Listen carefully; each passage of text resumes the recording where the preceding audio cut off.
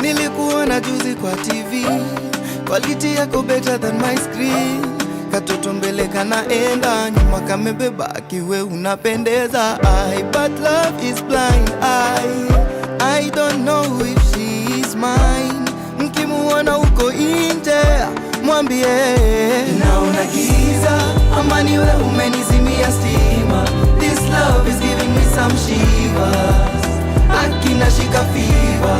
Hey, na je unifuatilie, unisikizie, unikamatie.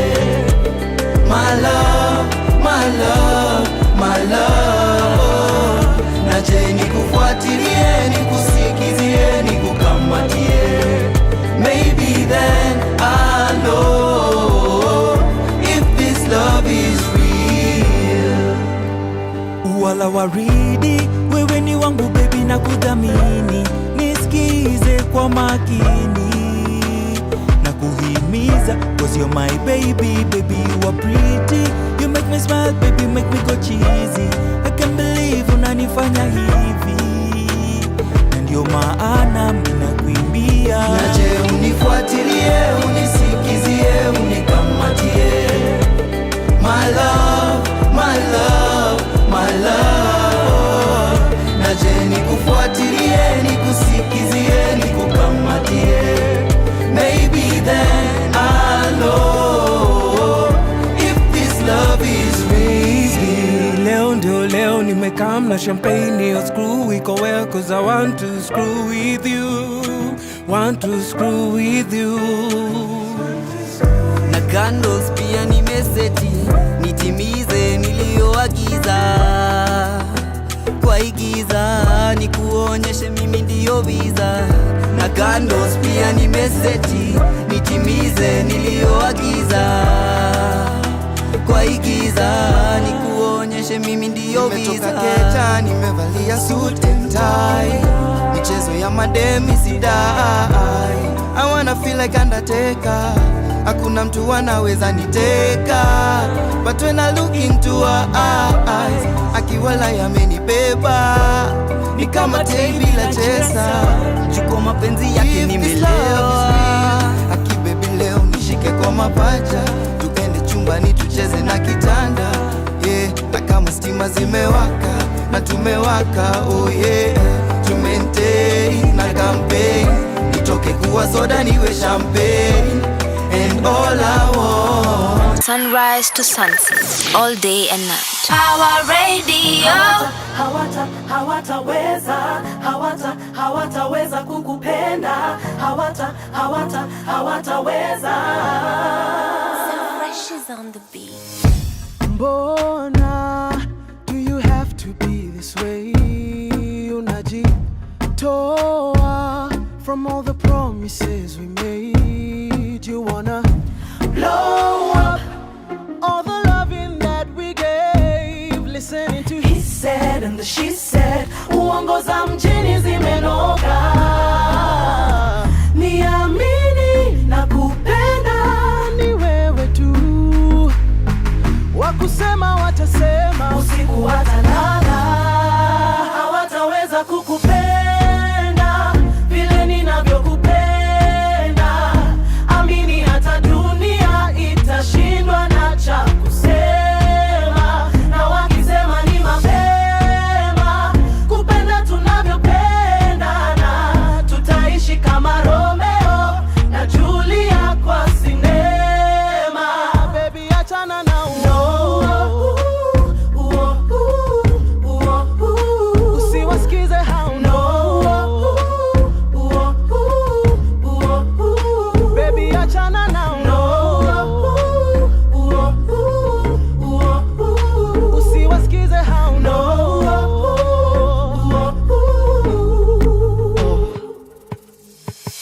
The city's full of haters, full of players. Wakutupiga sana, all they wanna break us. Usiwasikize hao, oh baby achana nao. 'Cause when we say ni forever, ni bout tunaweka. Mimi na wewe tu, let us go down in history. Niamini na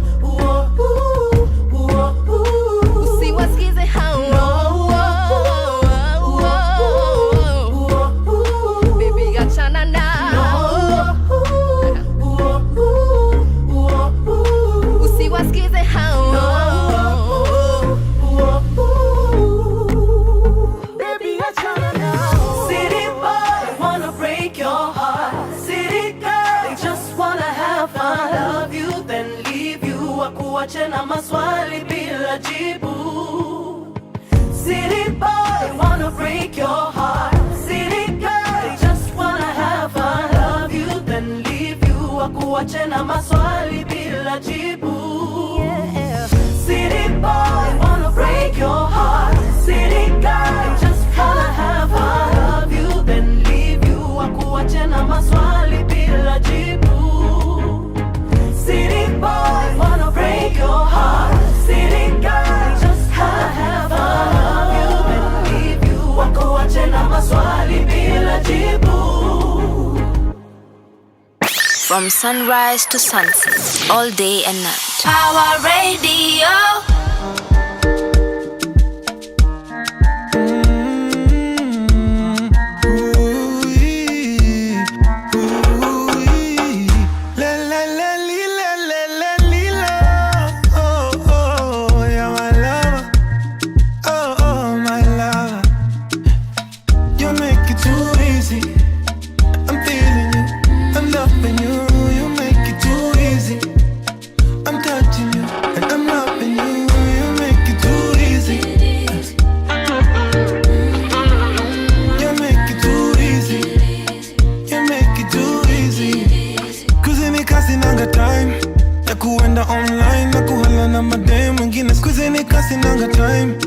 Kubishana na watu kwa comments, offense, nimeweka defense. To be honest, I just wanna be with you and I know vex. I just wanna be with you and I know best.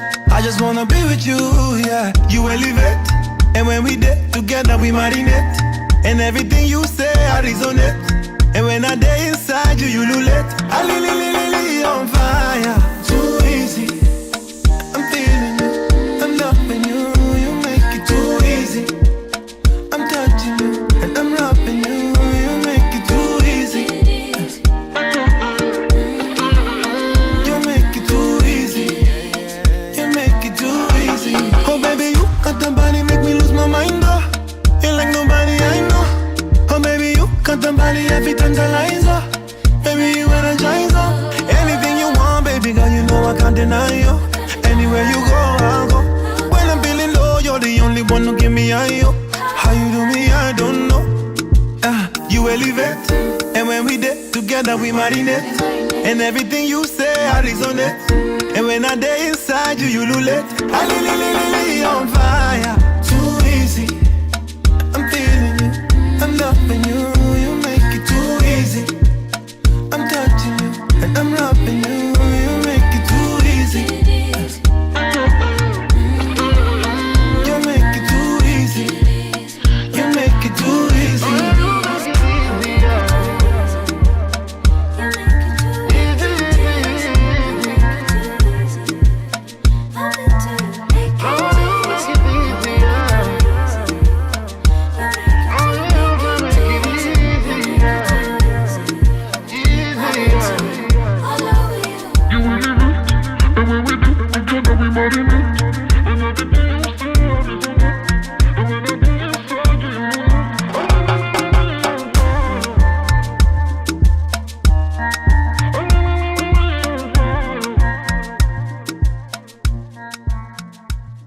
From sunrise to sunset, all day and night. Power Radio. A very good morning to you, ladies and gentlemen. It is the 5th of August. The year is still 2026. Welcome to the Wednesday edition of the Power Morning Drive Show with me, Anne Wanyoike. It's good to see you. It's good to have you. Wherever you're tuning in from, please do let us know. You can get in touch with us on all our social media handles. We are Power Radio on Facebook, Instagram, TikTok, Twitter, or X. You can also find us on our YouTube channel. That is Power Radio. If you've not yet subscribed, kindly make sure you subscribe. And you can also get us on our website, which is www.power254.org/Power Radio. It's good to have you. Now that you're here, let me tell you what to expect on today's show. As you know, we have to look at what is happening on the roads this morning with a little traffic update. And then we will look at what has been trending and what has been going on in our dailies, on our newspaper review. And then again, later on, I am joined by literally the nations, and you have to stick around to see what exactly I mean. But these are young people who are peace building and leading peace building efforts and democratic processes across many different East African countries. We have Somalia in the house, we have Ethiopia in the house, we have South Sudan in the house, of course we have Kenya in the house, and so they are going to be joining us a little bit later on to the program as we look at some of the efforts that they are leading back in their home countries in as far as peace efforts are concerned. So that is a conversation that you definitely do not want to miss out on. So let's just cut to the chase so that we can have enough time with my guests today. We start off with looking at the situation on Thika Superhighway, which is looking, fundamentally crazy because it's Thika Road, and from Garden City Mall, as you make your way towards Globe Roundabout, things are looking absolutely hectic as well.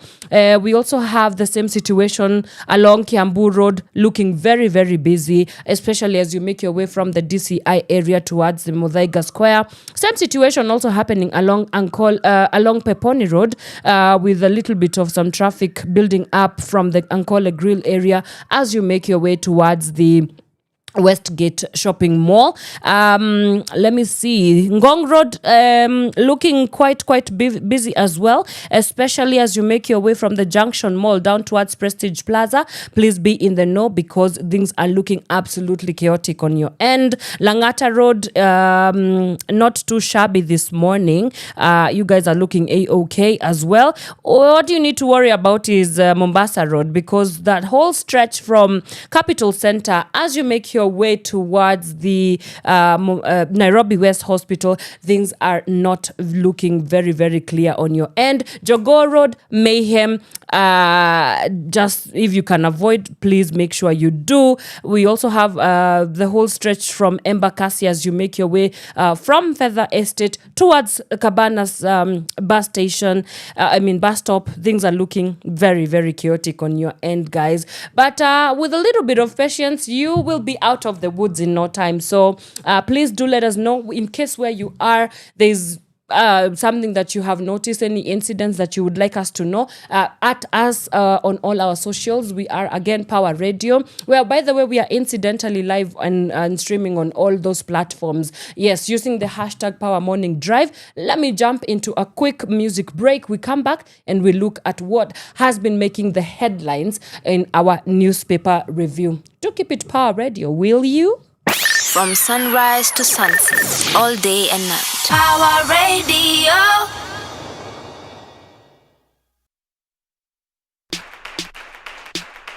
Yes, we have to flip it. 20 be a shatter, boss. Okay, Mina be a shatter. Close in tighter. Flow so tight as Chris Cantata. Young in pala, ass like Prada. Na kama wezi shikanisha basi weni fala.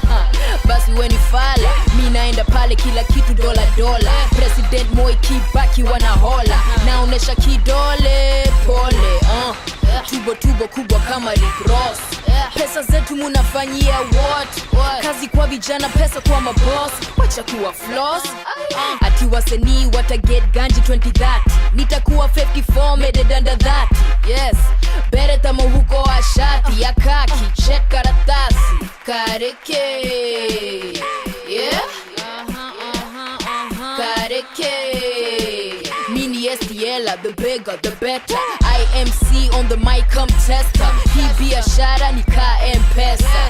Wesen, tarisi na ka usend sikuski. Biashara ne, biashara. Ukinyona hawe niye dige hara. Ukinyona hawe niye dige hara. Ukinyona hawe niye dige hara. Biashara ne, biashara. Biashara ne, biashara.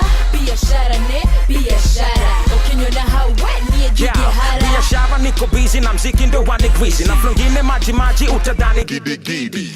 In other words niko tena jaba juu nilisikia pia kukula main swag from the business land Nairobi to be specific crew cat popos not changa illicit River Road baby that's where you gonna find me I be getting my money fast calling people hadharani niko na M-Pesa cooperative niko na equity pesa ni mingi nimevisha so many na publicity paparazzi piga mapicha then tuzione BBC ndashika mamita busy mejipa juu nimesign na DTP be a shower baby what it do Miss Stella I'm the man with the power so I make you feel like Cinderella and I'm making a shower so hope you got your umbrellas always be a shower baby Stella go ahead and tell him biashara ne biashara ukinyona hawe nie dige hara ukinyona hawe nie dige hara ukinyona hawe nie dige hara biashara ne biashara biashara ne biashara biashara ne biashara ukinyona hawe nie dige hara nikiwa na STL suna geography walikali jumupenda kuchiugamu unaweza nipata hali assalamu alaikum walaikum salam mi upenda M-Pesa pesa pap na M-Shwari hasla mbayo pildo kama ndizi mi pick and peel uyu boy sini mjuisi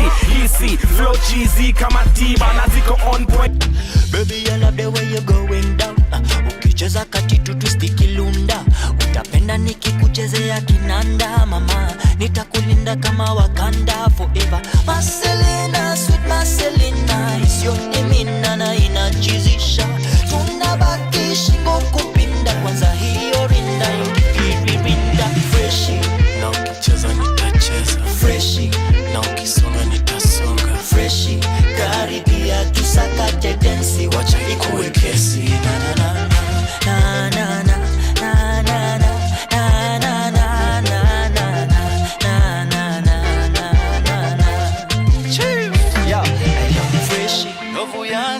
na niko na wewe sitowaishu kwa moyo wangu na wewe umenipa pendo tangu jadi hadi wa leo tumevuka trouble nyingi tukiwa mavileo sasa wamefuata penzi letu kwa mitandao tumekuwa mfano wanatangaza kwa redio penzi letu limepita yote majaribio mambo yetu hayahusu ndewe wala sikio yo hata tukikula chapo ndondo bado love iko moto moto maneno tam na matendo freshi na ukicheza nitacheza freshi na ukisonga nitasonga freshi karibia tusakate densi wacha ikuwe kesi na na na na na na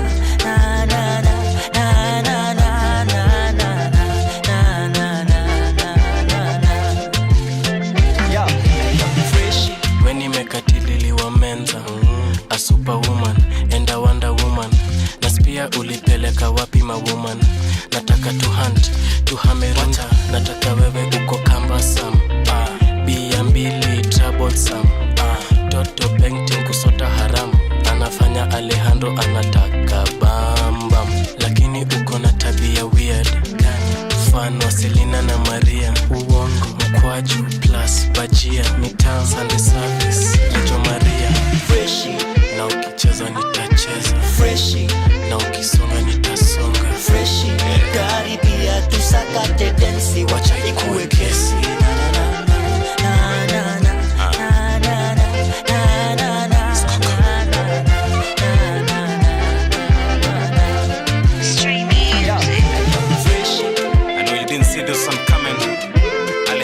From sunrise to sunset, all day and night. Power Radio. All right, welcome back, ladies and gents. You are still tuned in to the Power Morning Drive Show. That was Heart the Brand right here on Power Radio, where you tune in and power up. Now, let's get into a quick skim through because I really need to get into our conversation today of what our papers are looking like this morning. And I start off with looking at the Standard newspaper. The story that they are leading with on the cover page is another killing. Eric Otieno left home to earn a living but never made it back alive. The 19-year-old boda rider was arrested over what his family says was a minor traffic offense.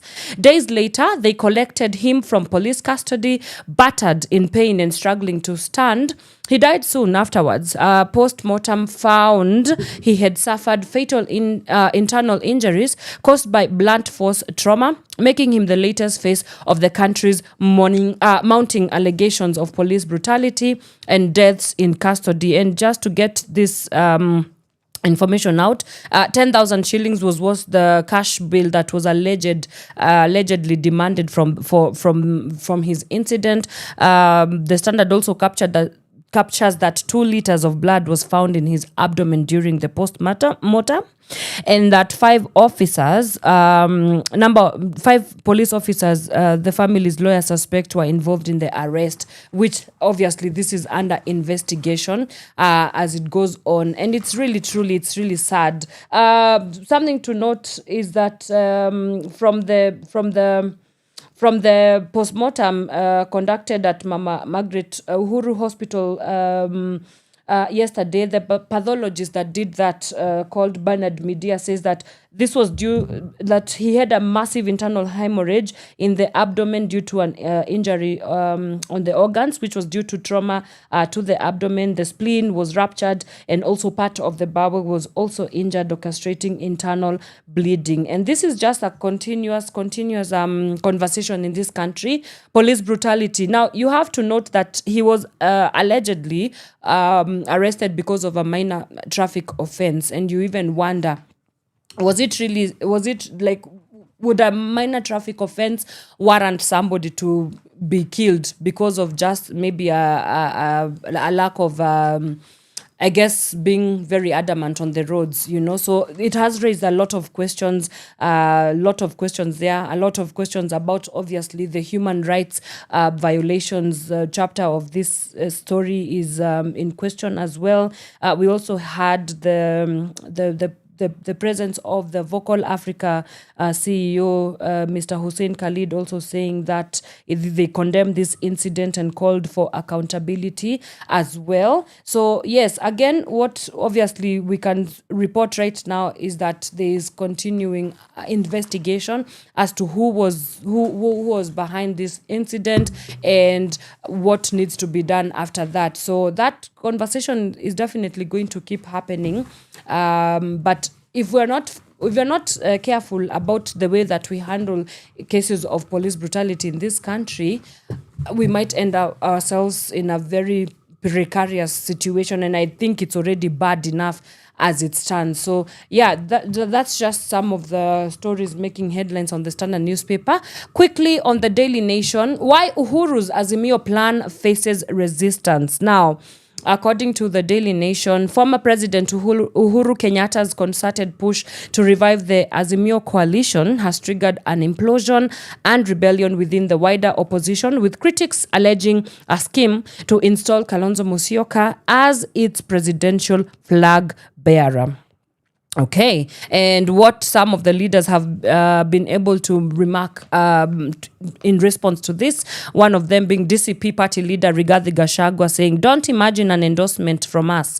We are struggling day and night mobilizing the public." Okay, so very strong sentiments there. Also have Wiper leader Kalonzo Musyoka. "We continue our engagement, strengthening the unity of the opposition to deliver the Kenya that our people deserve." Jeremiah Kioni says that they removed me from Azimio meetings because of my support for Fred Matiang'i. And last but not least, Godfrey Osotsi says, "Our focus now is to promote Linda Mwananchi and have our candidate formally declare his presidential bid." Would it be Sifuna? Would it not be Sifuna? And by the way, on record, he hasn't necessarily come out to say that indeed he's running for president. It's just been chatter here and there. So it would be an interesting we are gearing up to an interesting time, I have to say. I keep saying that it's a lot of political realignments that we are going to see coming up, others being squashed as well, all for one thing: to capture the state, to capture power come 2027. But the question still remains, who will it be? Okay? And then we have a question on, we have a story about the county's health crisis deepens as striking medics dig in. And it goes further on to show us a picture of many medics there pictured demanding for what it is, bargaining agreement and promotions. Of course, there's always the conversation about their salary increments, among many other grievances. So that story on page 6 of the of the Daily Nation newspaper. Okay, and I think that's a good place to end our newspaper review.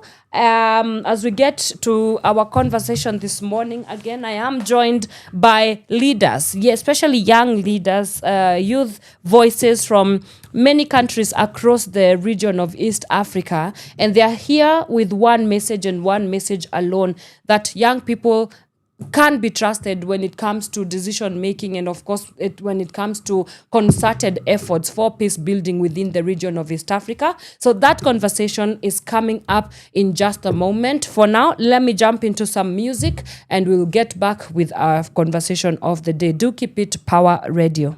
From sunrise to sunset, all day and night. Power Radio.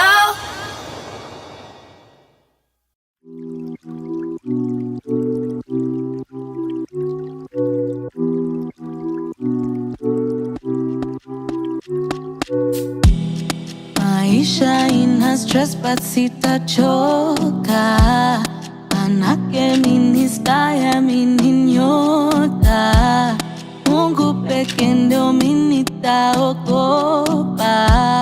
Get back 'cause unachoma choma choma choma, daily na meremeta, form yangu ni kutesa, usikol kama si pesa, bade najipeleka, inaselela dombola, mandem mana lose composure. We catch flies, not feelings, leo tuna dance for ceiling. Don't waste my time, don't miss my energy, don't kill my vibe, don't mess my energy. Let's say goodbye, just fly around me. Let's spend some time, just spend some time with me. Feeling important, feeling like something is coming all over me.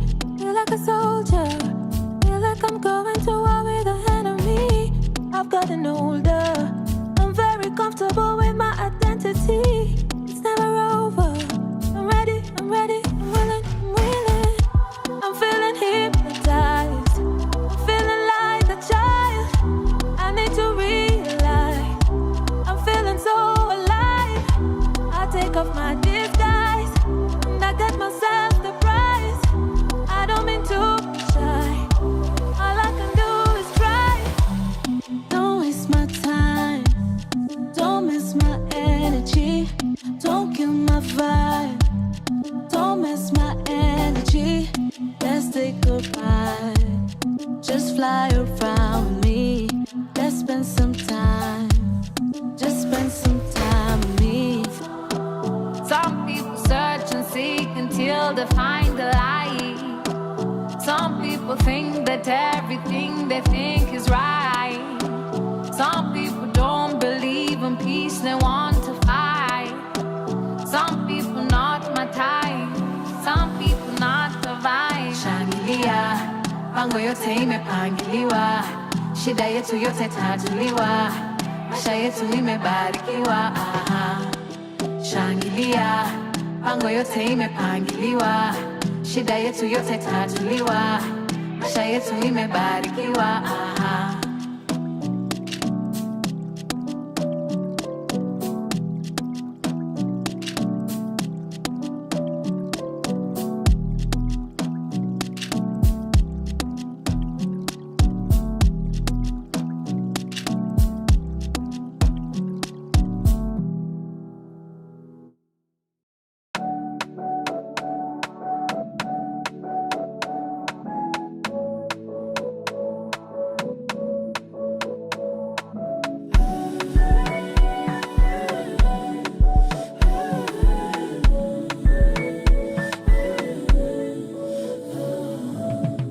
Jealousy, always comparing myself to you. Sometimes I feel like I overdo, sometimes I feel like I'm over you. Sangin I feel like I have no clue. Sangin miwaga moods, sometimes I act a fool. Sangin ninachoma sana, sometimes tunakosana.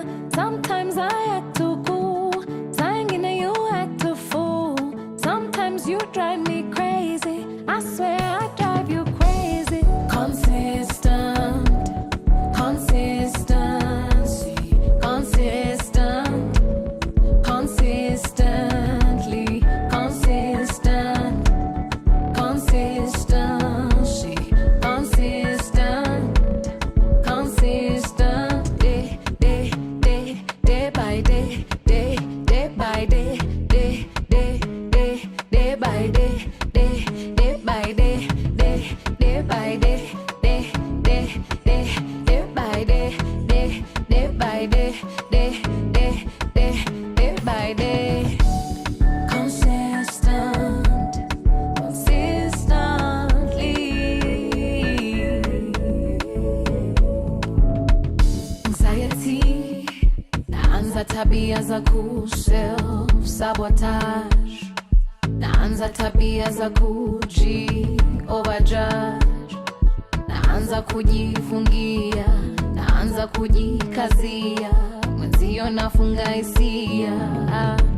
Sometimes I feel so blue, sometimes I have no clue. Saa ingine unachoma sana, sometimes tunakosana. Saa ingine ninapotea, sometimes unanikosea. Sometimes you drive me crazy, I swear I drive you crazy. Consistent, consistency, consistent, consistently, consistent, consistency, consistent, consistent, day by day, day by day, day by day, day by day, day by day, day by day, day by day, day by day. Consistent, consistently.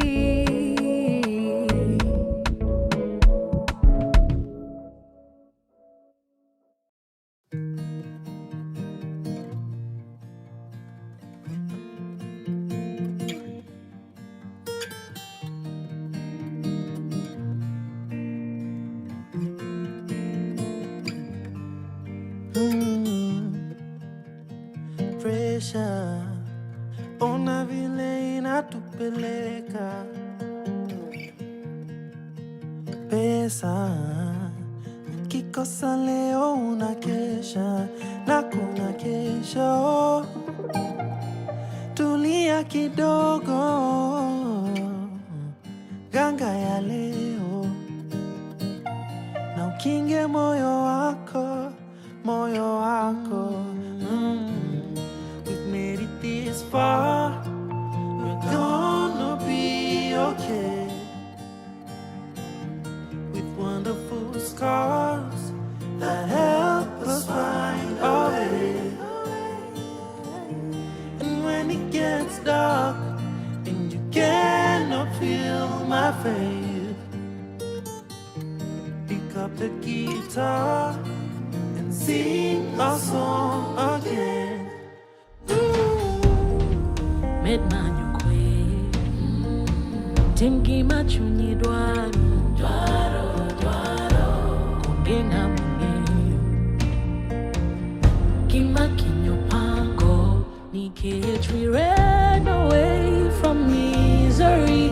We had to pay for it dearly. Tutachelewa Lakini ndoto zetu hatutachorea. This far, we're gonna be okay. With wonderful scars that help us find our way. And when it gets dark and you cannot feel my face, pick up your guitar and sing our song again.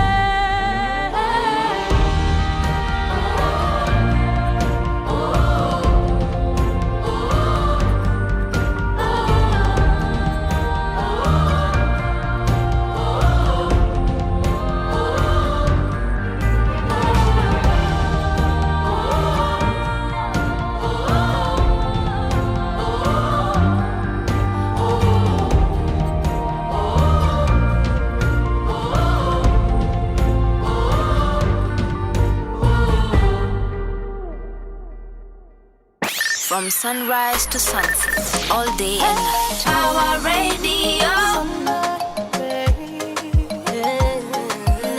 Alexis on the beat. Wewe nani, unanipigia simu kama nani? Eti niachane mume wako nani? Unajua Nadia kweli mimi nani? We ni nani, unampigia simu kama nani? Hata utoe vya ndani, atarudi hapa kwangu tu nyumbani. Anapenda vidogodogo, mwenzako anavimumunya. Mwanamke unapenda zogo, tafuta jambo hilo la kufanya.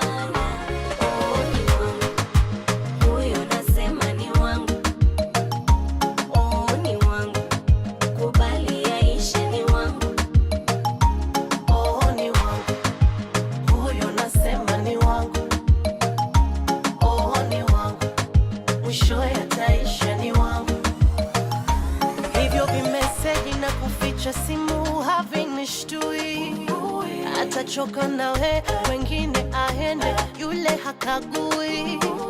Kelele ya chura haizui ng'ombe kunywa maji.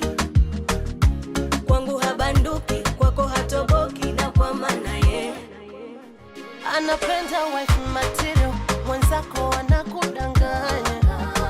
Mwanamke una kasoro, tafuta jambo hilo la kufanya.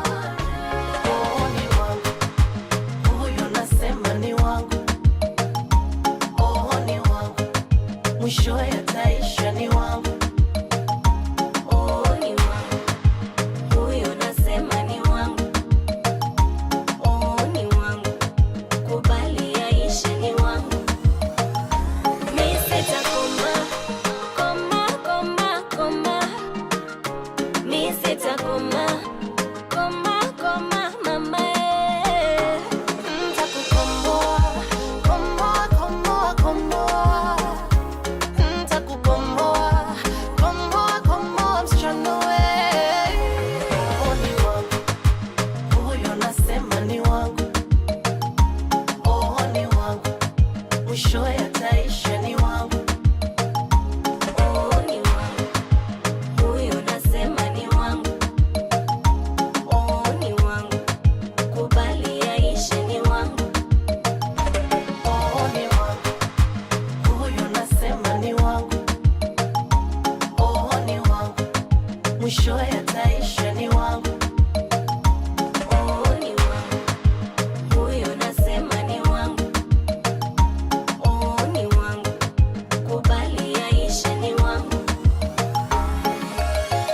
From sunrise to sunset, all day and night. Power Radio.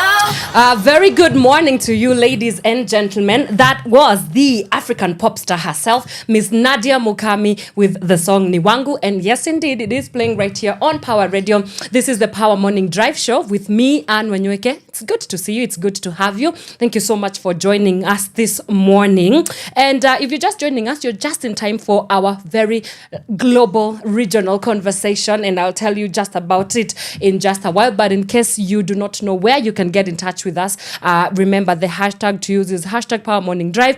And you can follow the conversation, ask the questions that you want to ask our guests this morning on all our social media platforms. We are Power Radio. You can find us on Facebook. You can find us on Instagram. If TikTok is your thing, we are there. If X or Twitter is your thing, we are definitely there. And you can also find us on our website, www.power254.org/Power Radio. Okay? All right. Now that that's out of the way, let's just get right into our conversation. Now, the 7th Youth in Action Regional Forum, convened by Arigato International Kenya in partnership with the Norwegian Church Aid, brings together 35 emerging leaders from Kenya, Uganda, Tanzania, South Sudan, Ethiopia, and Somalia. The young peace builders represent diverse communities and cultures and lived experiences which offer unique insights into the lived realities of peace building, democratic participation, social cohesion, and resilience across the East African region. So we are going to be having a conversation about the youth in action, and they are right here with us, not AI, not made up. the man, the woman, the myth, the legend. They join us on the Power Morning Drive Show this morning. Good morning, lady and gentlemen. Good morning. Good morning. It's so good to have you. So good to see you this morning. We will start with just a brief introduction because the people need to know who is talking to them this morning. And you tell us the country that you are from and something cool about the country that you're from. Then we can get in touch with. Then we can get into our conversation. Let's start with the gentleman sitting on my immediate left. Okay, thank you, Anne. Yeah. Thank you for having me. My name is Biruk Merga from Ethiopia, a final year social work student at Addis Ababa University. And also I'm doing my internship at Ethiopian Human Rights Commission. Beside my studies, I engage in different youth leadership activities and different activities like in my country, in my community. I am a coordinator of International Movement of Catholic Students. Also, I serve an organization called Refugees in Libya as a country focal person. So, Brooke is a person who is passionate about youth leadership, refugee protection, and human rights. Thank you. All right, thank you. What is one cool thing about Ethiopia? One thing. Yeah. We have a lot of cool things in I'm Ethiopia, sure. but Yeah. we have a cool dancing style, different dancing style like skista. You can shake your... Hey, maybe he might, if you stick around, he might be doing a little eskista for us, today. Yeah. Also, we have a unique coffee. Yeah. Coffee, a birthplace of coffee is Yes, Ethiopia. yes. So we have a very unique and strong coffee. Yeah. Among many other things. Yeah. And is it Anjera or Injera? Injera, yeah. Injera, Like, yeah. Here is like chapati. Yes. Chapati with a Well, lot little of bit ice, of, plenty ice. Sure thing. Yeah. Okay, that's at least one of things about Ethiopia. And to extreme left. So thank you, Anne. My name is Catherine Omondi. I'm a Kenyan. Okay. Yes. Represent. Representing 254. Yeah. Catherine is a peace builder and also a student pursuing social work and community development. I work mostly with youths, especially from the informal settlements of Mathare, Kariobangi, and Korokocho. Okay. I'm a woman advocate. I'm a feminist. Yes. Okay. You also A cool thing, yes. A cool thing about Kenya. Yeah, a cool thing about your country. Apart from we blame the president for everything. A cool thing about my country that I'm proud of is the way that youths are coming out. We are speaking out. Yeah. We are now on the front line for change. Yeah. And another thing is that we have beautiful people, beautiful women. Look at me. Hey. And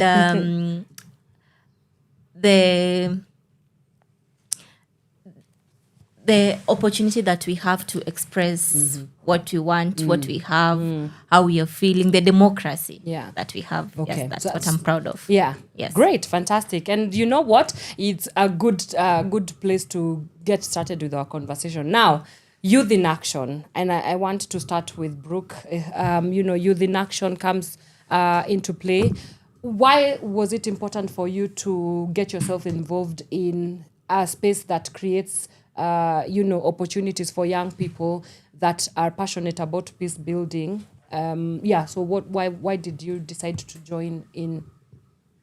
So for me, Using Action is generally it's a regional network. It's a regional youth network that gathers youth together to share their experience towards peace and to advocate for peace and for different things. So why it is important for me is, peace is important everywhere. So especially in Africa, we need peace. So as a youth leader, we have to advocate for peace everywhere. So as a youth leader in Ethiopia, I came here first to learn from other nationalities, how they are doing different things about peace. So that's why I'm interested. Yeah. And what can you share with us about the context of Ethiopia when it comes to peace building? What are some of the approaches that specifically young people in Ethiopia, have been able to leverage while it comes to concerting their their peace efforts back home? So there are some improvement nowadays, Yeah. especially after our government's reform starting from 2018. There are some improvement becoming to seen, some inclusion of youth and young people. For example, our government has to start to do the inclusion of young people in different ministry offices, different thematic areas.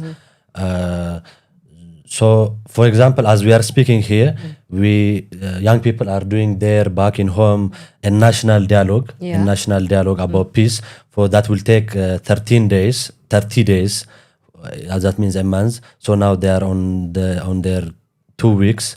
Every day they are gathering, they are doing dialogue about peace.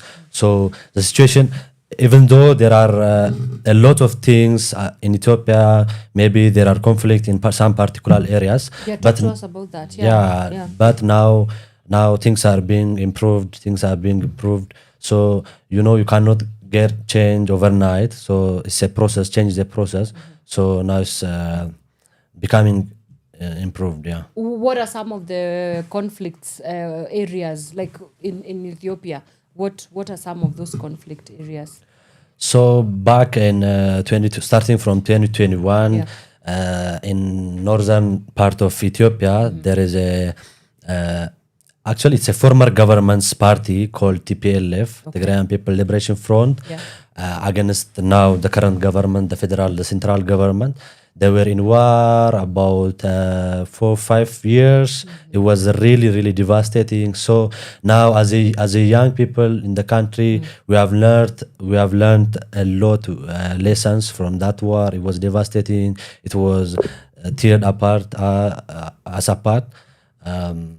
So I think currently young people have understood that the necessity of peace. So now they are become to say no for those people who were leading them to conflict or by false information, misleading them. So that's the situation. Yeah, I love that. Coming back home, Catherine, we cannot talk about concerting peace efforts without talking about social cohesion and also without talking about political cohesion. So as a young person in this country with your very alive lived experiences in Kenya, what are some of the maybe the elements of social and political cohesion that you feel we need as young people to press in on to ensure that we are crusading for peace? So for the youths, I think right now what we should focus on is understanding what to do, especially when it comes to election. For Kenyans, we are used to like each and every election, there's usually conflict, something occurring, people being killed. So for right now, we need to change the narrative, need to change the steps, how we've been handling things. Understanding what the constitution says about election, understanding what the government expects us to do when it comes to peace building or other things. Yesterday we had a chance to speak to El Salasia, Peter. Is he called? Peter Salasia? Peter Salasia. Yeah, El Salasia. yeah.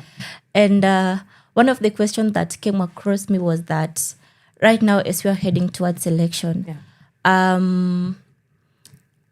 since Kenyans were used to having conflict each and every time that there is elections, what are the youths going to do differently to make sure that the same things that they don't occur? And also the politicians also have a role to play in this. Not using youths as goons, not bribing youths for them so that they can vote.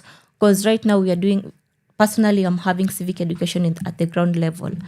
But by the time we are done, we've done our civic education this week. Then the next week, a politician comes and pays the youths. They go they go and cause a lot of destruction, looting and a lot of things. So for the youths, we have a role in understanding what we are worth of, what our role is in the government or as a Kenyan, especially in the peace building aspect, because we are used to being used as goons, people who are just there. We are used to being used, especially during the elections. Before the elections, we are on the front line. But when it comes to decision making, we are not there. After the elections, they are done with us. We are back to the ground level. So, to the politician, is not using the youth as a tool to cause conflict, and for the youths just to understanding your worth and understanding the role of you as a youth when it comes to peace building. Yeah. And, Kenya is obviously going towards its general elections next year. I just wonder how further does it complicate your peace building efforts? Because as you're saying, buyouts, these are things that are happening with us every now and then. Young people always being used as the puppets or perpetrators of violence, for example. So, you know how they say drastic times require drastic measures. I wonder how you've managed to be more vigilant, even as you do your civic education back in the communities that you served, and you talked about Mathare and Korogocho, among others, that it's also political education that is beyond just civic education, because I think Kenyan youth especially need that political education. So how are you thinking about all those elements and putting them together for a more holistic approach towards peace building and beyond the general elections of 2027? So as I'd mentioned, just through the civic education, and one of the things that we've been using, we have a game called the ballot battle, and it's a civic education game. And right now, youth hate sitting somewhere for a long time, just listening to someone give out their speech on peace. By the end of the day, they'll just know he just talked about peace. I don't know what he said anything else about peace, but involving them in everything that you do. Like for us, what you're doing right now is we are training youths. Like in Mathare, we are training 10, in Korokocho 10, in Kariobangi 10.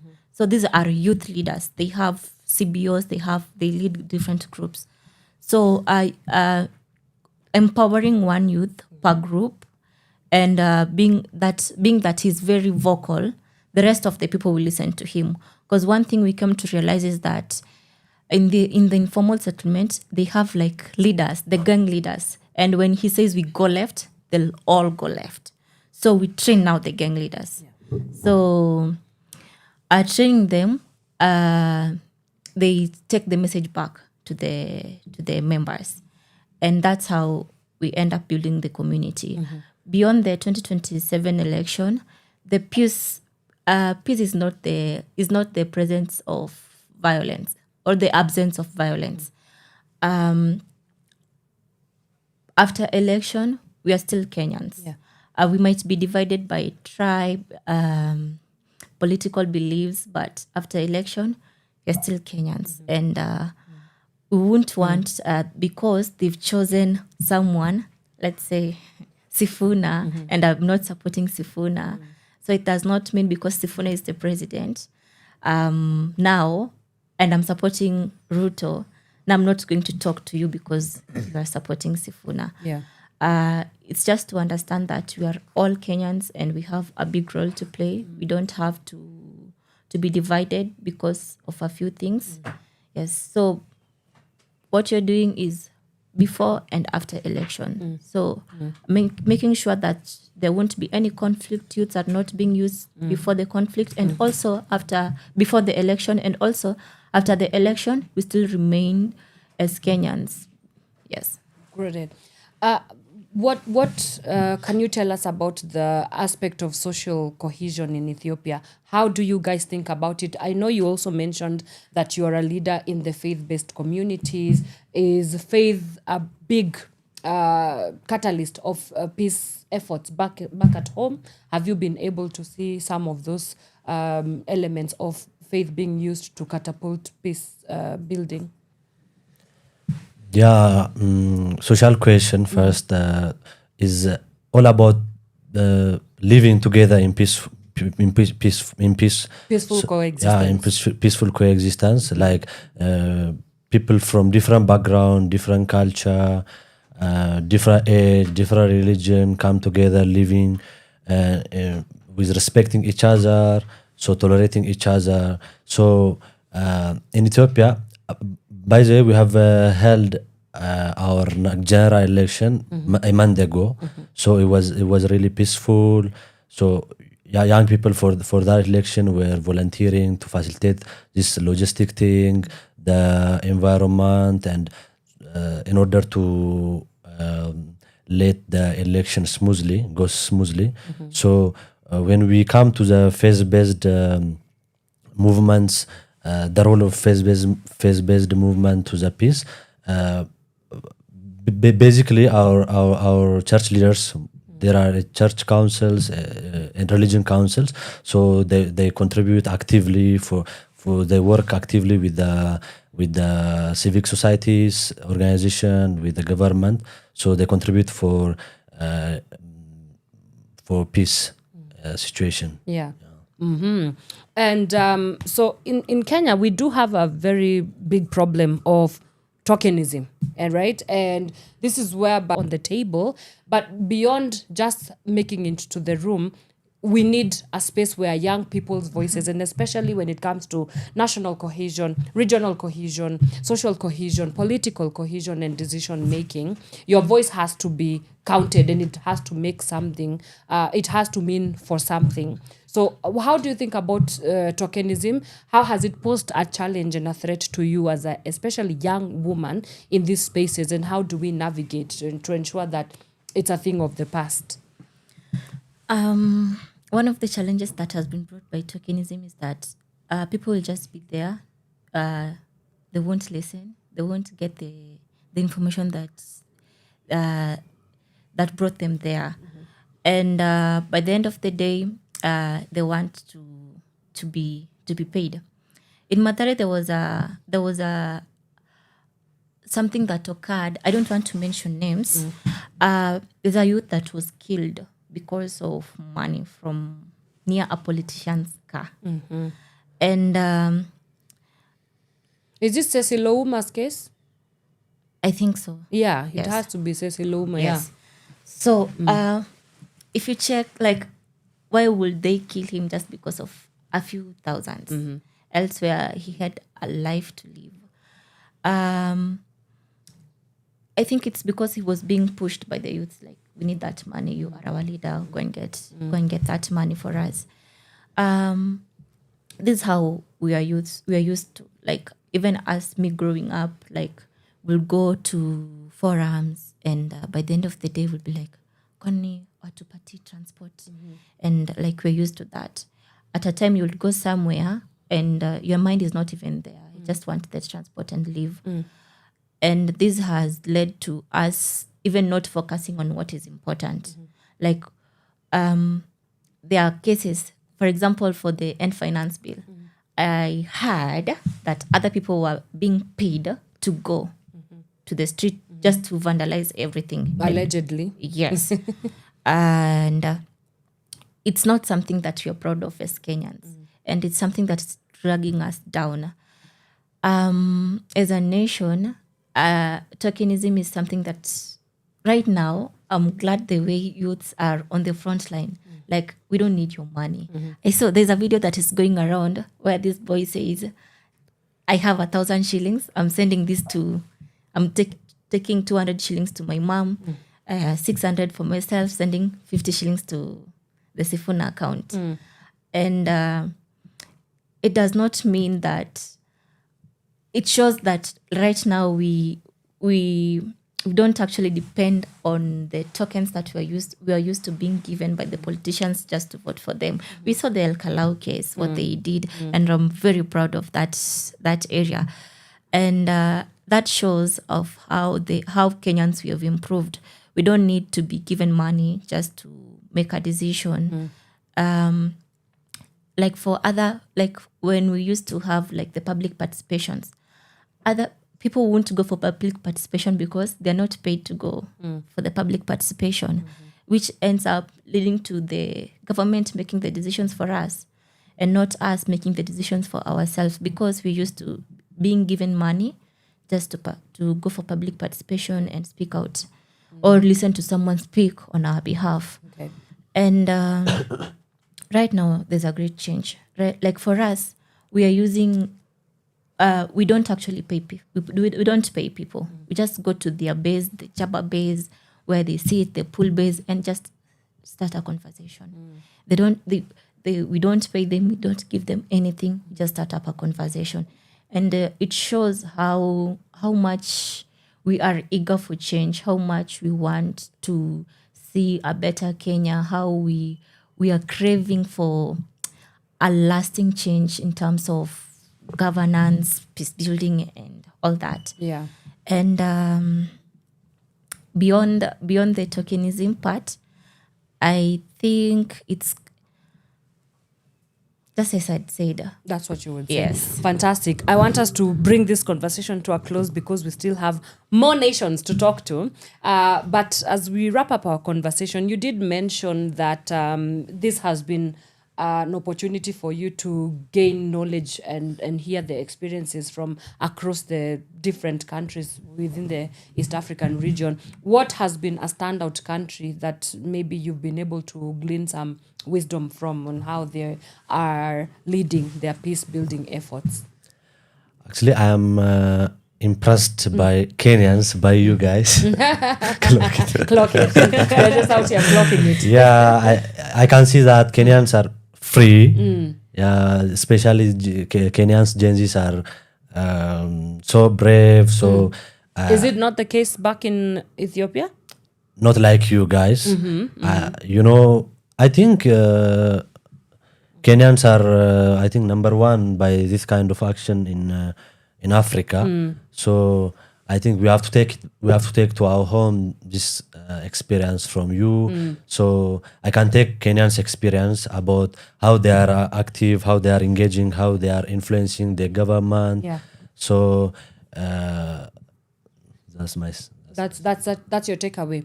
What about you, Catherine? Anything that you've learned from the other countries in the region that we can glean from as Kenyans? I think I've just learned from Kenya. What? That is so self-indulgent. Oh my God. That is so self-obsessed. What? No, I'm kidding. All right, but as we wrap up our conversation this morning, your parting shots in terms of the wisdom, the knowledge, the experiences that you've been able to share within the Youth in Action cohort.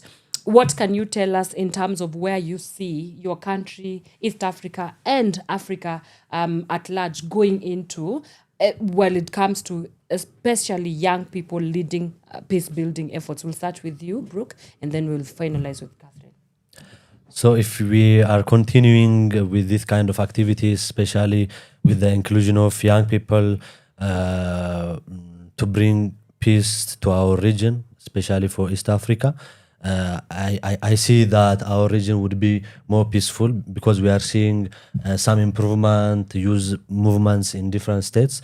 So maybe it might not be tomorrow, it might not be the day after tomorrow, but I believe that if we continue with this kind of movement and based on what the improvement we have seen, I can see that our region would be more peaceful.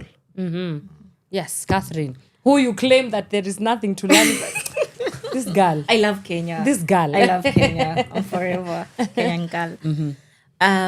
So for me, through the Youth in Action program, I see the youths being empowered, who are completely empowered, who are organized for change.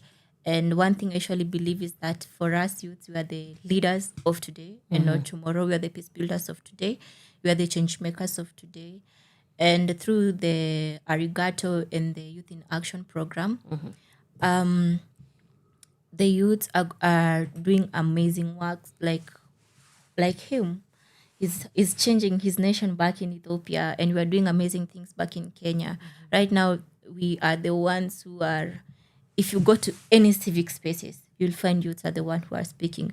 Like someone like Alan, he brought the Nikokadi initiative just to have youths on the front line to register as voters.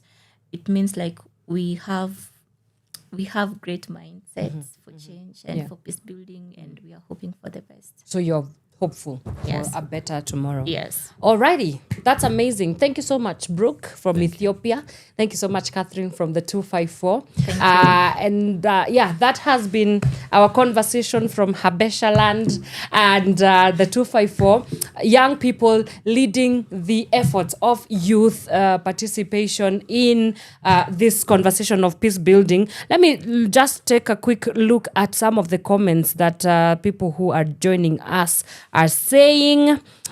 We have Kevin Vundi is saying, oh, it's your birthday, Biruk, it's your birthday. Is it? It is, yeah. It's your birthday? What a way to celebrate your birthday. Speaking about your country and the things that, matter on radio. That's amazing. Happy birthday. Thank you. I don't know that you guys want to hear me singing. I will not try that. He's saying insightful conversation. Then inside the cockpit 101 anasema happy birthday Biruk. Well, commenting from the UK, and he's out there showering us with the beautiful flag of Habesha Land. Happy birthday, sir. Happy birthday. Alrighty, cool. All right, so we've heard from Habesha, we've heard from the 254. I want us to take a quick breather. When we come back, we will hear insights from South Sudan as well as Somaliland. You do keep it right here on Power Radio. We'll be right back after this. From sunrise to sunset, all day and night. Power Radio.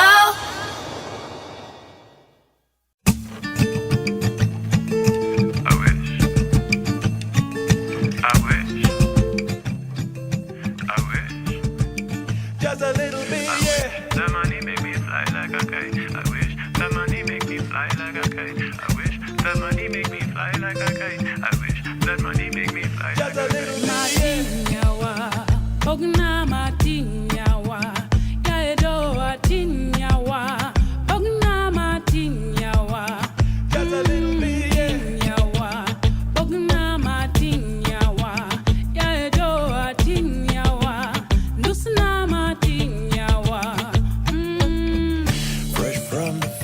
Fresh like the sea, Bora Uhai, c'est la vie. All of these roads lead you to me. Make me spend all my money for peace and quiet mystery. Forbidden fruit is out of reach. I've got a hunch, a certainty. You make me spend all my money.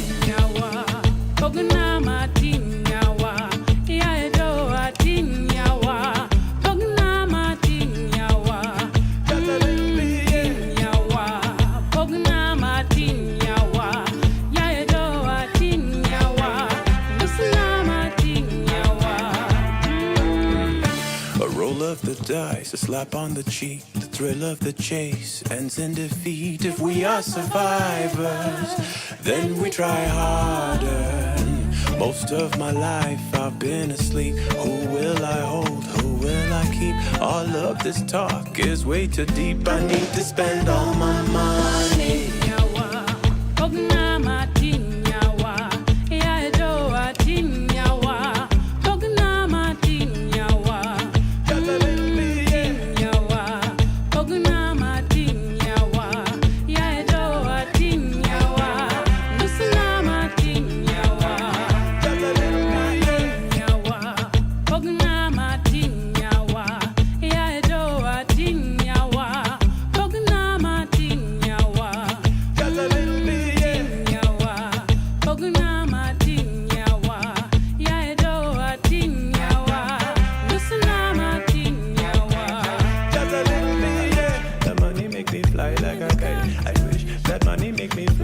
a kite. I wish that money make me fly like a kite. I wish that money make me fly like a kite. I wish that money make me fly like a kite. I wish that money make me fly like a kite. I wish that money make me fly like a kite. I wish that money make me fly like a kite.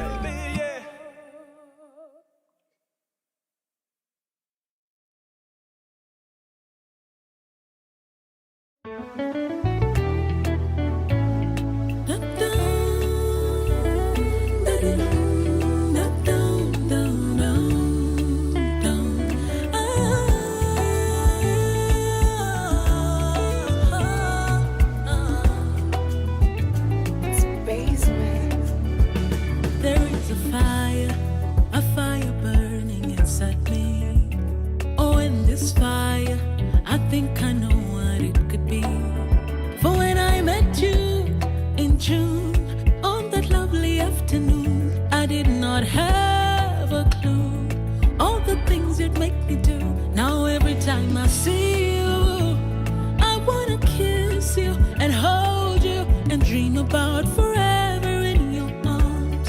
Oh, I'm falling in love with you, and it feels so good to know that you feel it too. I'm falling in love with you, and it feels so good to know that you feel it too. And now I wanna sing this song to you. I wanna see the world now, baby. Oh, wangayaole samika loka ya imi odenda chakore. And I wanna sing this song to you. I wanna see the world now, baby. Wangayaole samika loka ya imi odenda chakore. Iyengo siromara awinjoka ya motera mama paro biro nega kaneno jangware buonjo kodi rama pile ochuno koraweni nimejita mikutano niwe abeboka ochunya aworo mama herana mari mama opongo chunya amora chalo nyarombo kiranga tipuonjo kiwangi. And I'm falling in love with you, and it feels so good to know that you love me too. I'm falling in love with you, and it feels so good to know that you love me too. And now I wanna sing this song to you. I wanna see the world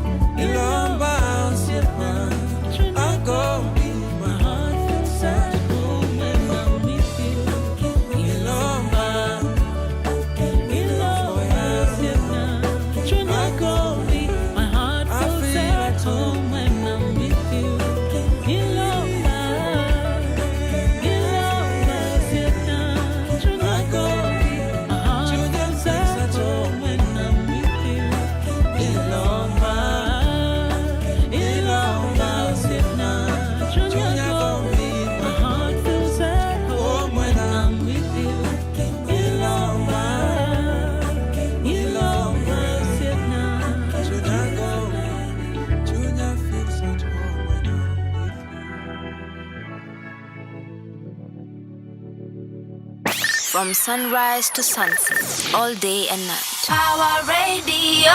Alrighty, welcome back, ladies and gents. Still here with some of the most brilliant minds from across the East African region. That was Sero with the song Ilomba. It is playing right here on Power Radio. My name is Wanyoike, and yes, you're just in time for our next conversation on peace building and what are some of those concerted efforts that young people are taking the lead, taking the charge in their big ways back home to make sure that they are leading a society that is fully socially a society that is socially and politically cohesed, if that's a word. And we are going to be joined now by a lady from South Sudan and a gentleman from Somalia land, and I'm going to allow them to introduce themselves, and as you know, they will tell us something cool, just one fun fact about the country that they come from. So ladies first, and then we go to the gentleman after.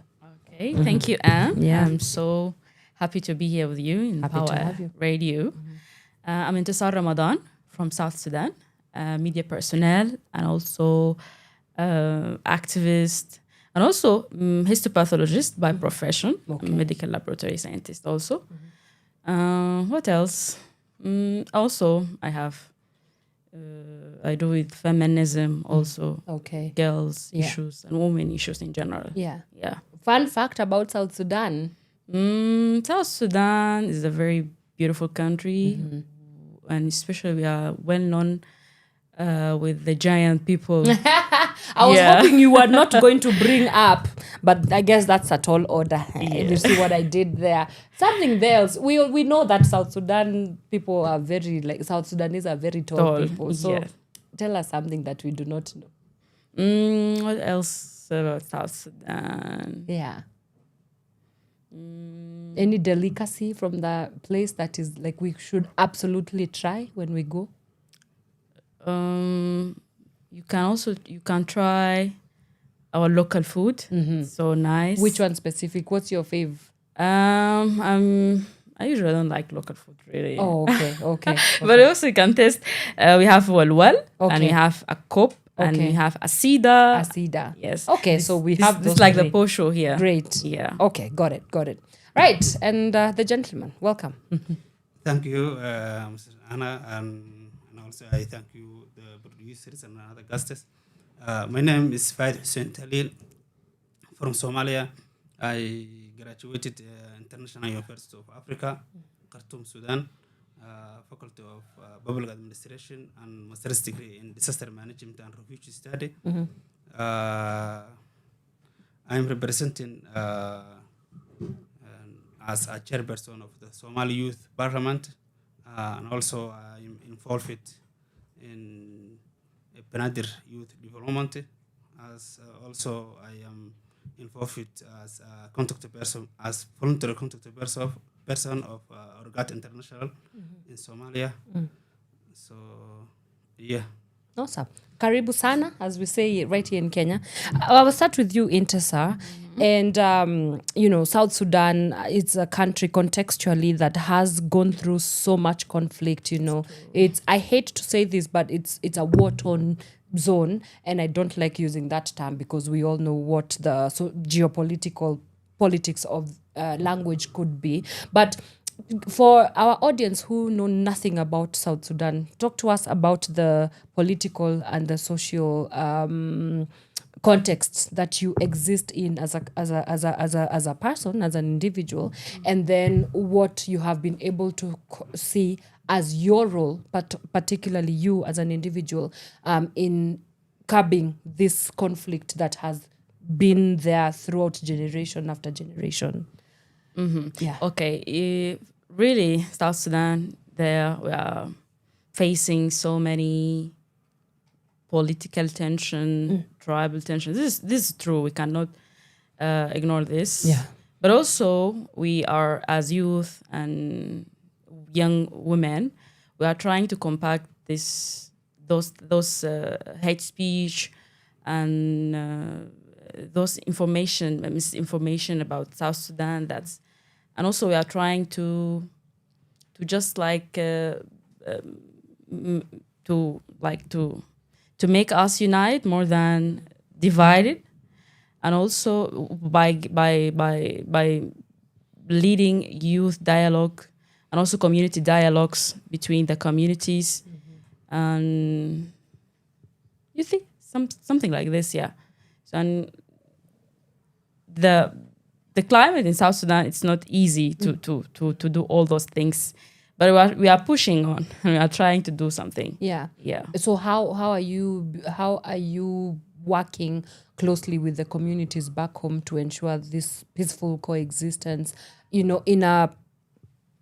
not bearing in mind the historical context of this conflict that has been going on for generation after generation. Yeah, I mean, that's a very big task that you have going right there, but you do it. So how are you doing it? Okay, by organizing dialogues between the youth from different communities. So those youth who attend those dialogues, they will take this information. I will take the general view from those dialogues, and they translate it to their communities. Because there in South Sudan, we have the community power. You need to speak the language for the community. This will make it faster. The message will send the message faster through the quickly disseminated yes, within exactly. the communities. Yes. Okay. Faid, what do you think the role of young people, especially in building for peace, but also vouching for peace, especially in Somalia? What are some of the roles that you've been able to gather as young people? You did say that you indeed sit as the chairperson of the youth parliament, and of course that means that you are able to interact a lot with young people who are interested in seeing the country of Somalia changing. So what responsibility and role do you feel that your duty is to ensure that Somalia gets to a place where it is right now, to a place of complete peace and stability as it stands? Thank you. Actually, as you know, Somalia, since when the government of Somalia collapsed in 1991, the country went through civil war, economic crisis, and tribe tensions, current tensions, and many other different challenges. And also youth actually suffered a lot for the consequences of corruption of the Somali government in 1997. But after 15 years or like 20 years after, Somali youth activities raised, and actually we had influence of rebuilding in our country. Many youth and volunteers, youth activities raised in different regions in Somalia. So in the last 15 years now, our country is politically is stable. Somehow economic is growing, and although still we are suffering with some of terrorist and violences in our country, but still our younger people actually are fighting to raise the awareness of our community. So I believe that Somali and youth activism has a big influence or role in rebuilding in Somali's and country again. Yeah. That's very specific, and I wonder, how does this violent extremism and terrorism pose a threat to the rebuilding and the reconstruction efforts that especially young people of Somalia are doing to ensure that they deliver a promise of a Somalia that they dream for? Yeah, as you know, terrorism and activities always are trying to make use the challenges that younger people are facing. For example, many of younger people in Somalia, they do not have access in education, even in and many other government and service we do not have lack of opportunities. And also, in Somalia, the other problems we have is tribal tension also affects. So that and challenges they are trying to make use. For example, and the people who also terrorist groups and other tribe elders who always try to hate to create hate environment in Somalia. They are making use of the challenges that our young people are facing. So our young people somehow are vulnerable to join these violences. Yeah. So, but I believe still we are struggling to raise the awareness of young people, and actually I have hope and I have full confidence of that our awarenesses are growing now and we are changing. Okay.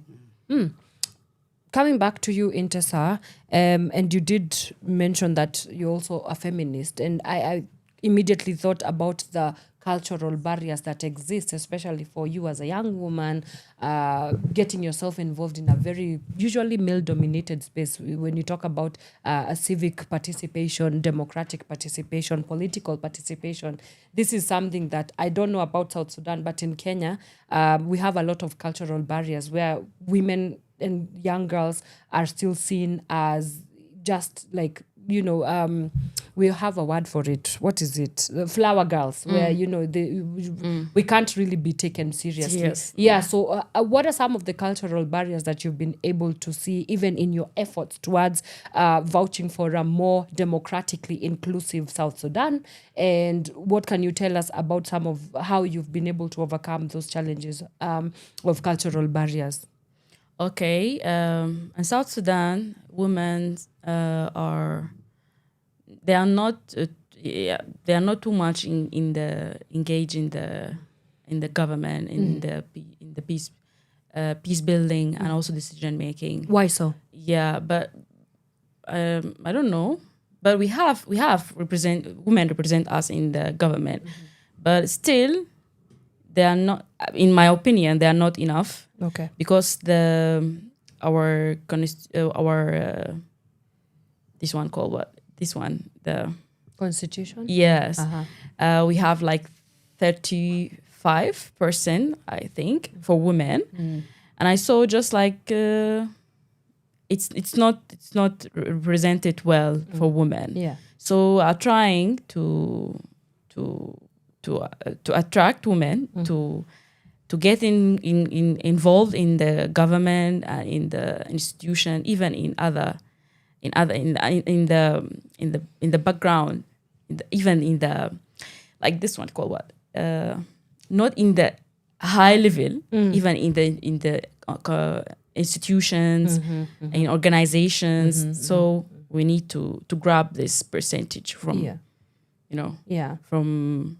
from men, because most of the men that took. Yeah. You did also mention that you are a media professional, and one of the things that we discuss a lot is how media portrays, the narratives that are being spewed, whether it be how they report cases of conflict, for example, in South Sudan, how they report maybe the involvement of young people in peace building. So when as a media professional, what are some of the ways that media has failed South Sudan in delivering the promise of like a more solid society in your own view, and what can we do? In my opinion, the media is doing a great job in South Sudan. They are telling, they are just like trying to put all together people by covering the cultural events, and also it's called what? We are like trying to I forget this word. To unite people, to tell that we are trying to send the message of peace. And also, there is also serious media houses that's talking about the politics, and they tell how things are going inside, how like to tell the people outside how people are leading us, and also covering the stories about the corruption. And also we have bad side in South Sudan. So media also, they are doing their effort. Life there is not easy for journalists, but they are still doing they're still doing things there, I think. Right. Faid, being in this cohort, part of the Youth in Action, of course, it's definitely a space of networking. You've been able to come across many people from across the East African region. There are lessons that you've been able to glean from one another. So what are some of those that you've been able to capture within your stay right here in the cohort? Actually, I believe participating and meeting like this forum or activities actually is it's a great experience for me, and I believe that like this gathering of young people in Africa, or especially in East Africa, who we are meeting now, we can make sense, and we can share our information, knowledge, experience, and that information we can apply in our countries, and also we can apply in region, East African region, so that can make us to change and influence our politics and society, and we can influence and raise the awareness of our community. Yeah. What will it take, as we conclude our conversation today, what will it take for Somalia to be a country where politically, economically, and socially it's at the at the maximum or at the optimum? Yeah, actually, I believe that we can make political stable in our country when young people realize that they can influence, they can have influence and participate, and also they can play their role for in decision making in political. And also, in Somalia, we have some cultures and traditional cultures that negatively influence in our society. For example, women are not younger, and women are not involved in social activity and politics. And also, and recently, many of our younger people are using negatively social media. So we know many people are aware these challenges, and we are trying to improve and make a solution to our community. Amazing. Yes. What about you, Intesar? As we wrap up our conversation, what do you think it will take to create a South Sudan of your dreams? I think we need to promote the social cohesion, because now we are facing election. If it will be held on December 2026, as they told us that. But I'm not sure. But if we go through this election, we need before it to promote peaceful participation and also social cohesion, because the strong social cohesion communities, they can stand through this political or the electoral period, and it's very difficult for us as South Sudanese, because we have many ethnic groups and parties, and also there are tension between parties. So we need to promote peaceful participation during this election and strengthening our social cohesion as communities.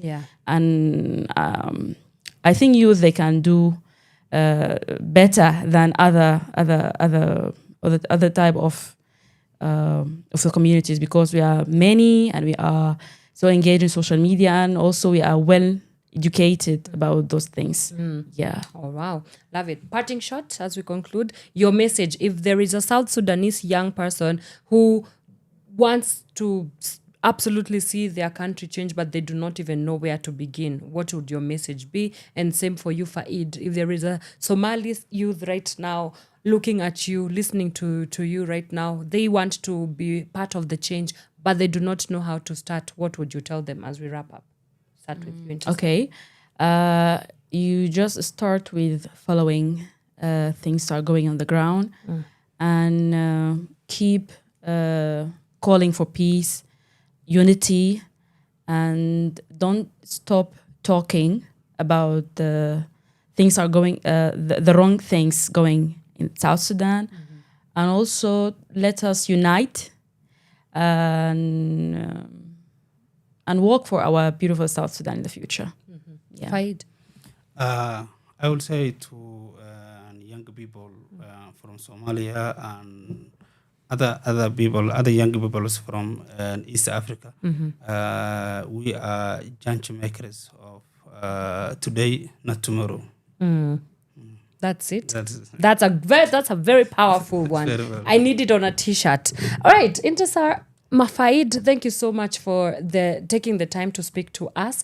And as you go back home, I just wish you all the very best in making sure that you're just at the center of what your countries need. So it would be interesting to see what happens from this particular point going forward. But amazing work that you guys are doing both. So thank you for speaking to us.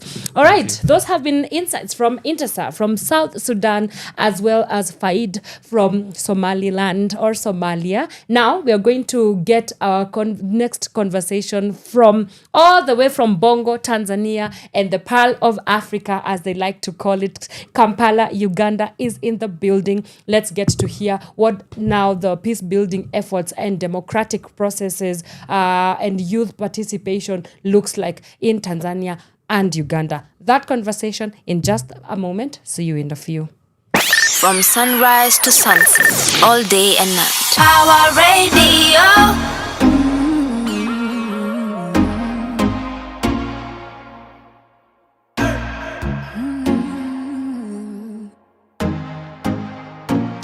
Jack on the beat. They say we're drugs, I say on me. They say it's sad, I say it's funny. You in some crap, don't you dare call me, cause I know that I can get you out this shit. I know it's weird that I'm quite honest, but if I don't, then who's gonna know?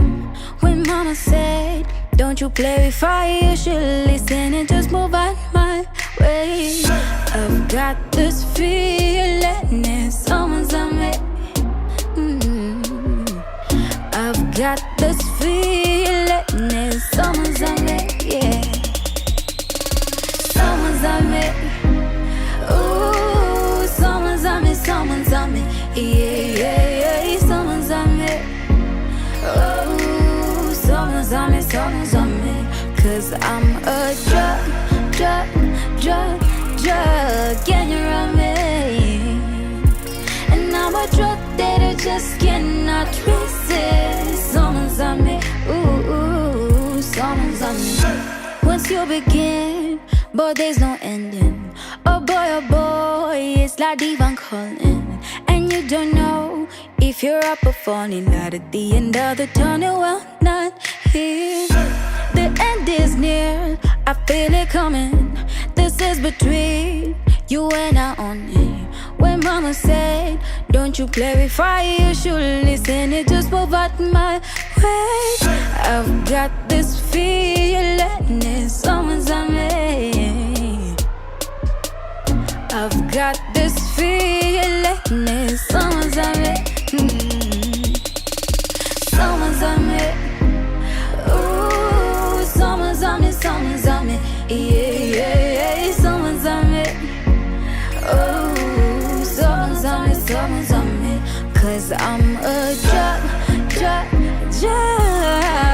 can you run me? And I'm a drug that you just cannot resist. Someone's on me, someone's on me,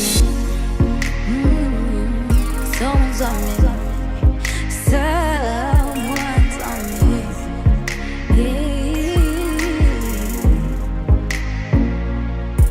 And I'm a drug that you just cannot resist.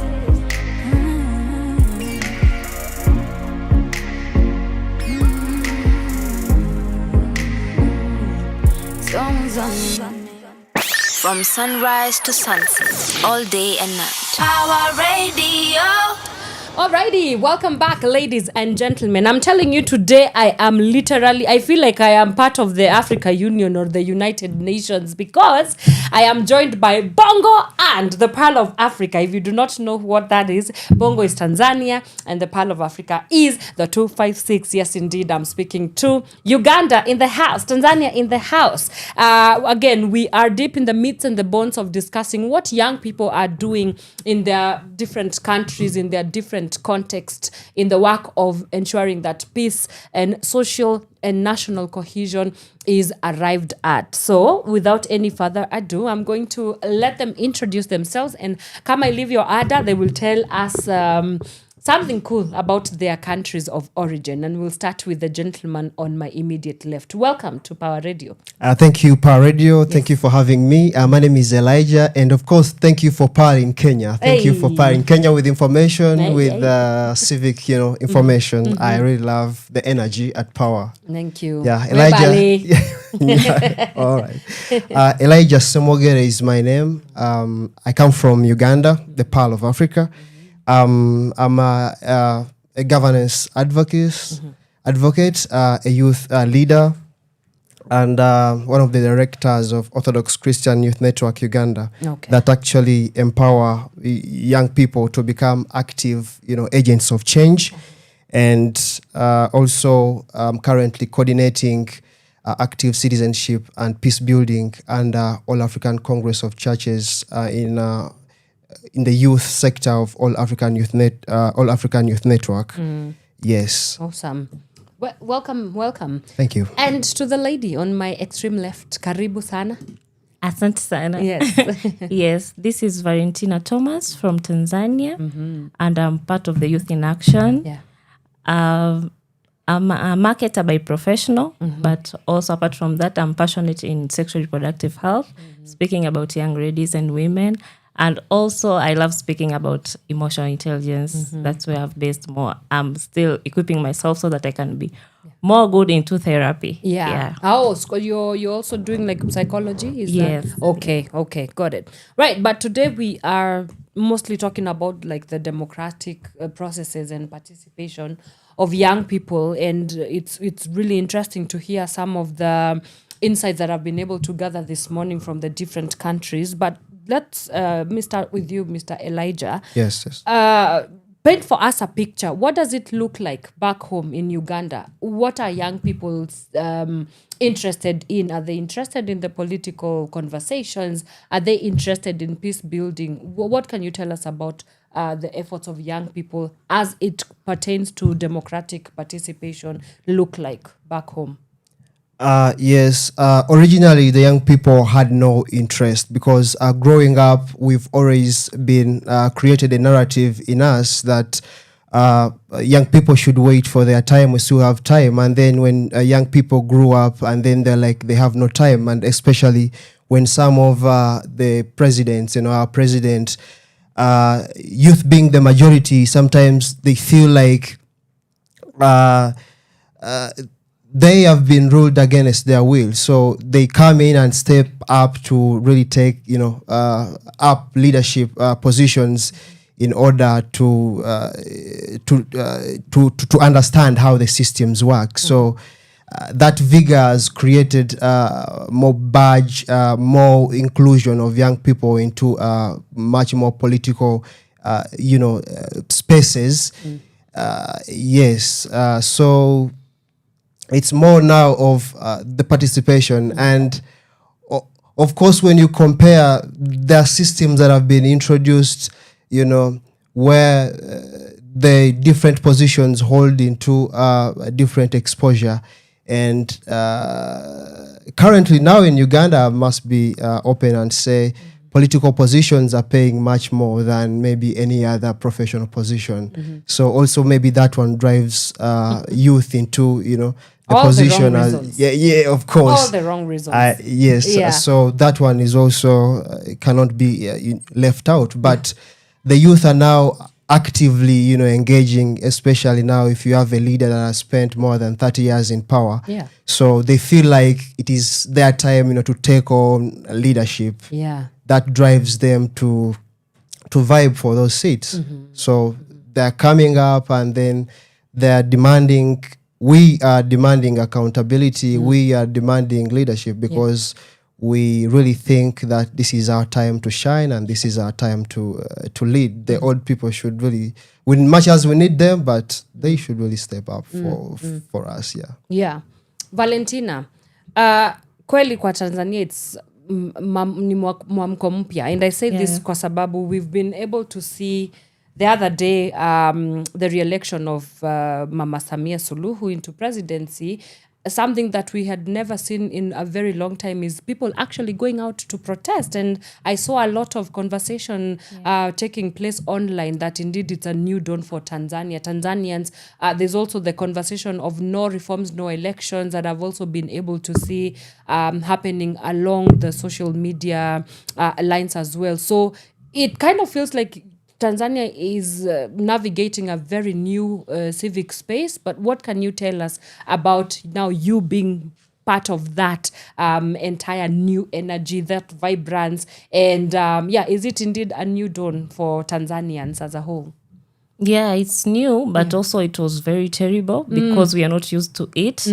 As you know, Tanzania is of peace all the time. Yes. We are united with our Swahili language. So it was very hard for us and the people to change to this new way of living. That's why we have seen most of youth, they can only speak on social medias. But going forward, it's still hard.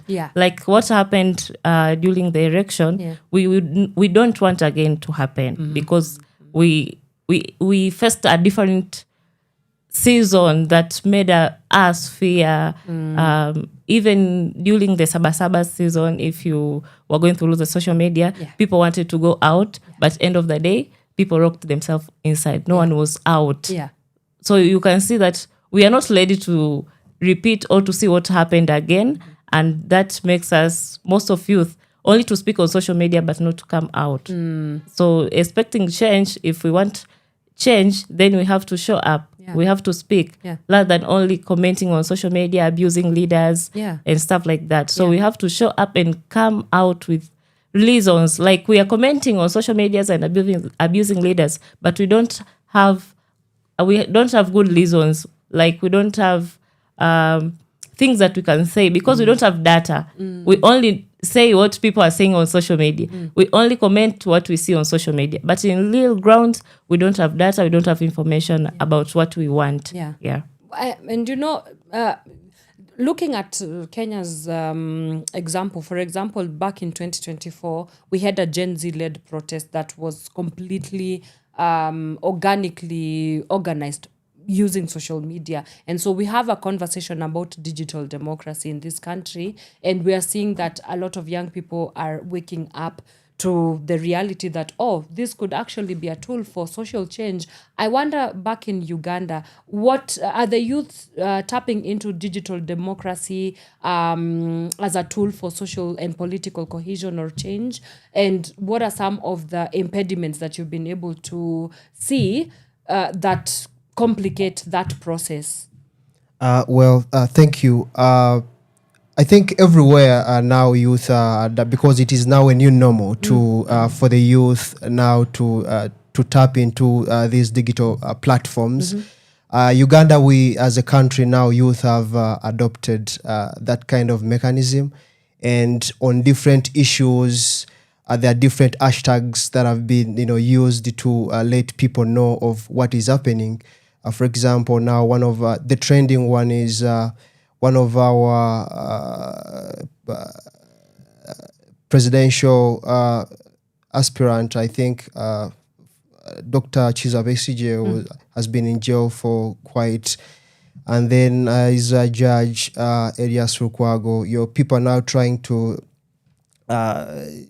take, that awareness on social media to inform not only Uganda but to inform the world what is happening in our country. It's a new normal that has been adopted, and it is actually doing much more well because it puts people in power, people in leadership on spot to critically respond to some of these.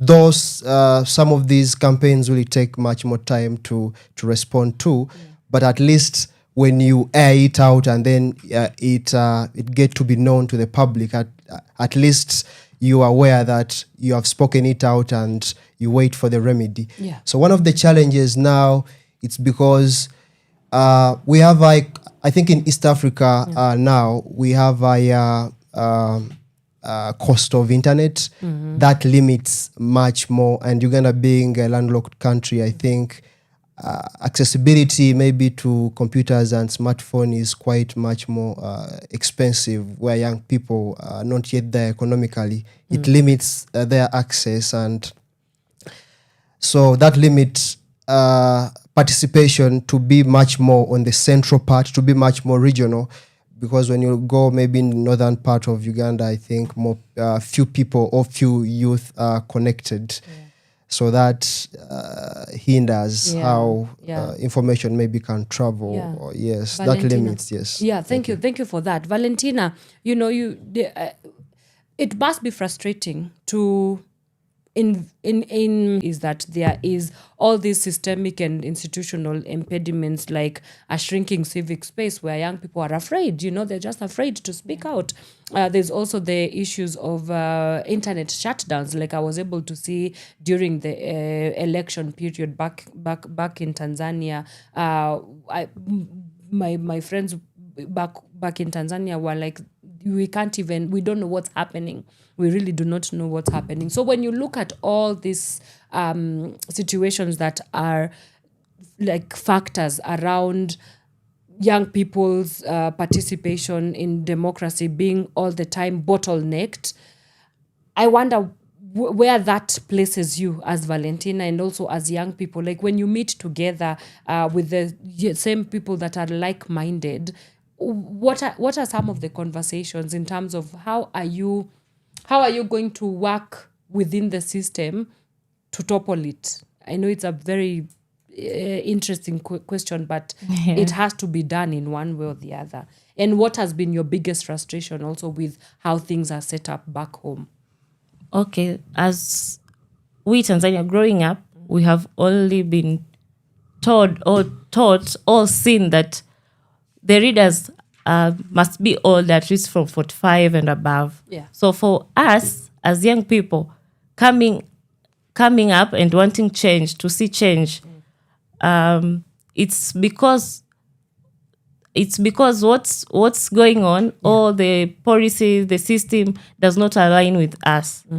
So the fact that during the election, young people showed up, tried to question, tried to reason, but we did not have full details. That's why we couldn't be able to win. Yeah. Yes. So coming up that there are some people or there are some youth who are like-minded, like we want to see change. Yeah. We can listen. We have some details. But where do we go and talk? Where do we go and speak? Where do you go and speak? Because you've told us online is not possible.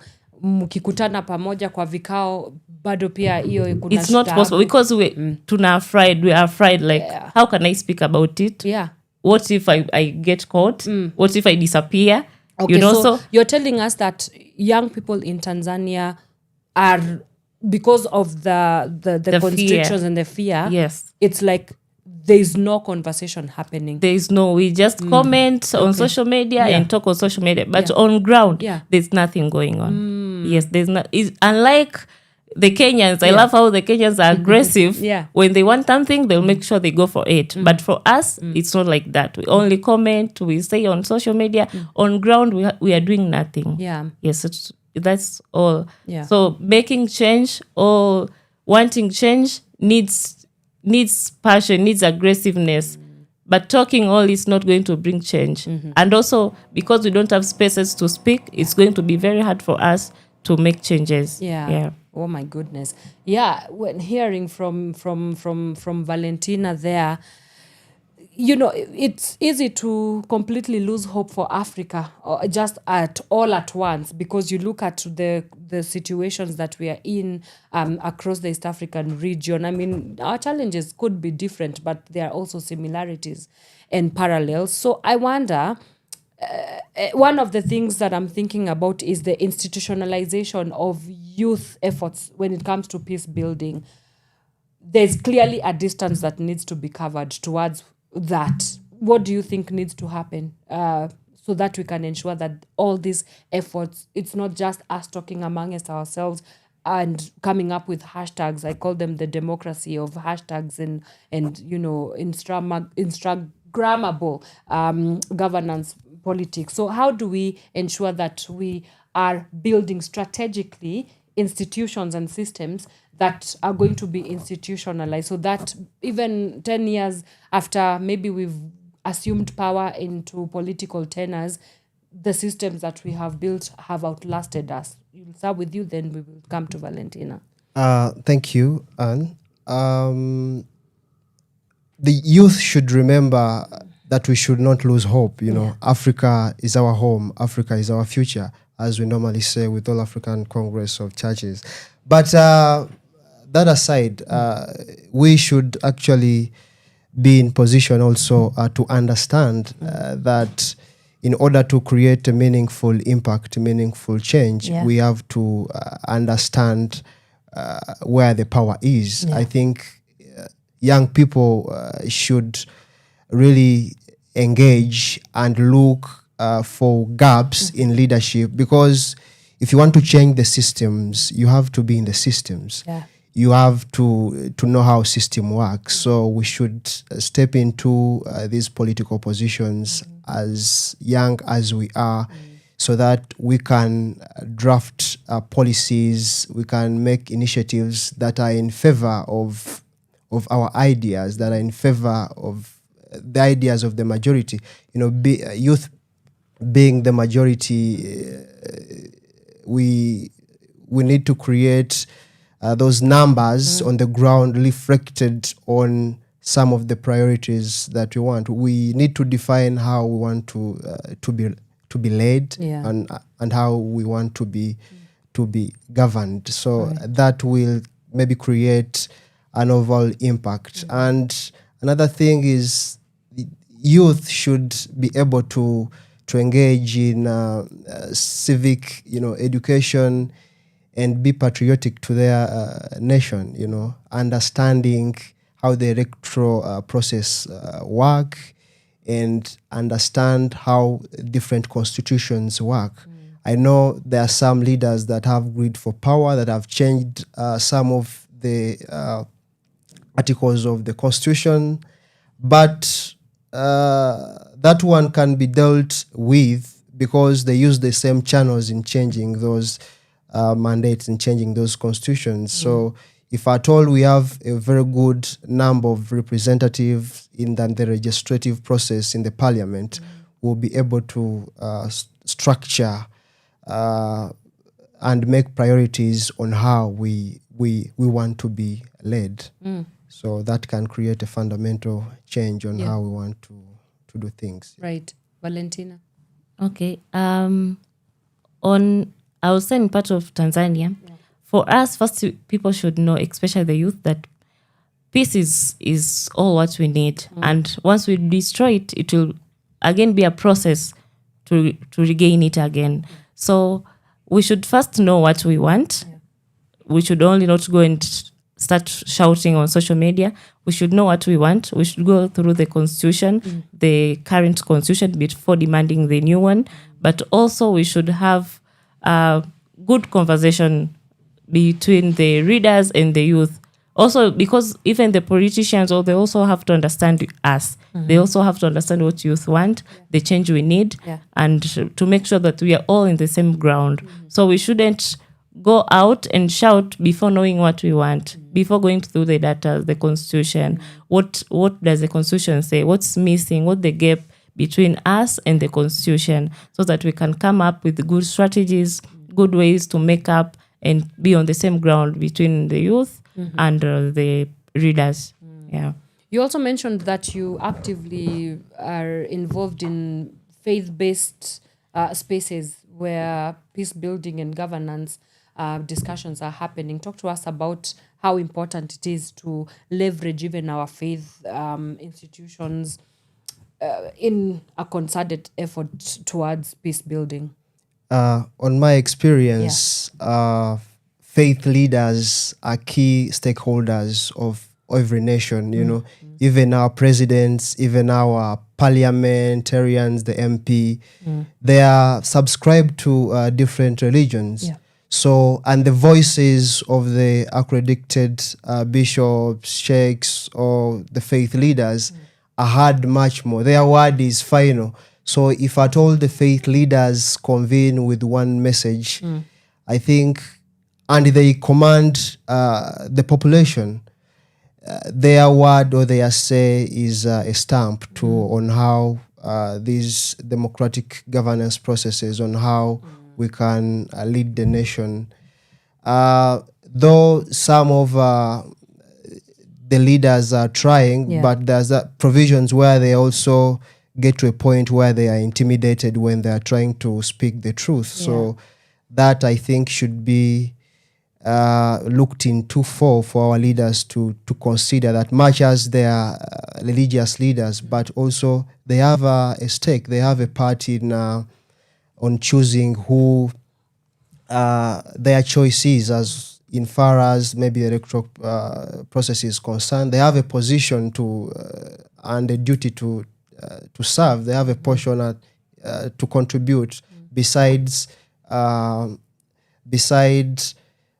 theological aspect, because the youth and the people should really understand that the churches are not only theological places of worship, but also where we put theology into practice. So the religious leaders are key, pillars of keeping peace. Their information is much more hard, and people follow them because they are linked to the power of the Holy Spirit. So their word is guidance in running the governance and the democratic process of the country. So even if you look at the biblical teachings, also Jesus himself participated in, because I remember after birth, I think during the process of birth, there was census that was happening, and then maybe in the process, Mary and Joseph were going to be counted by that time. So that shows how important involvement of the religious leaders into shaping political matters and how important they are. Yeah. Yes. Okay. Wow, guys, I'm having so much fun, but unfortunately, I really have to end the show because we are really, really desperately out of time. But as we conclude our conversation, you've been here in the Youth in Action cohort.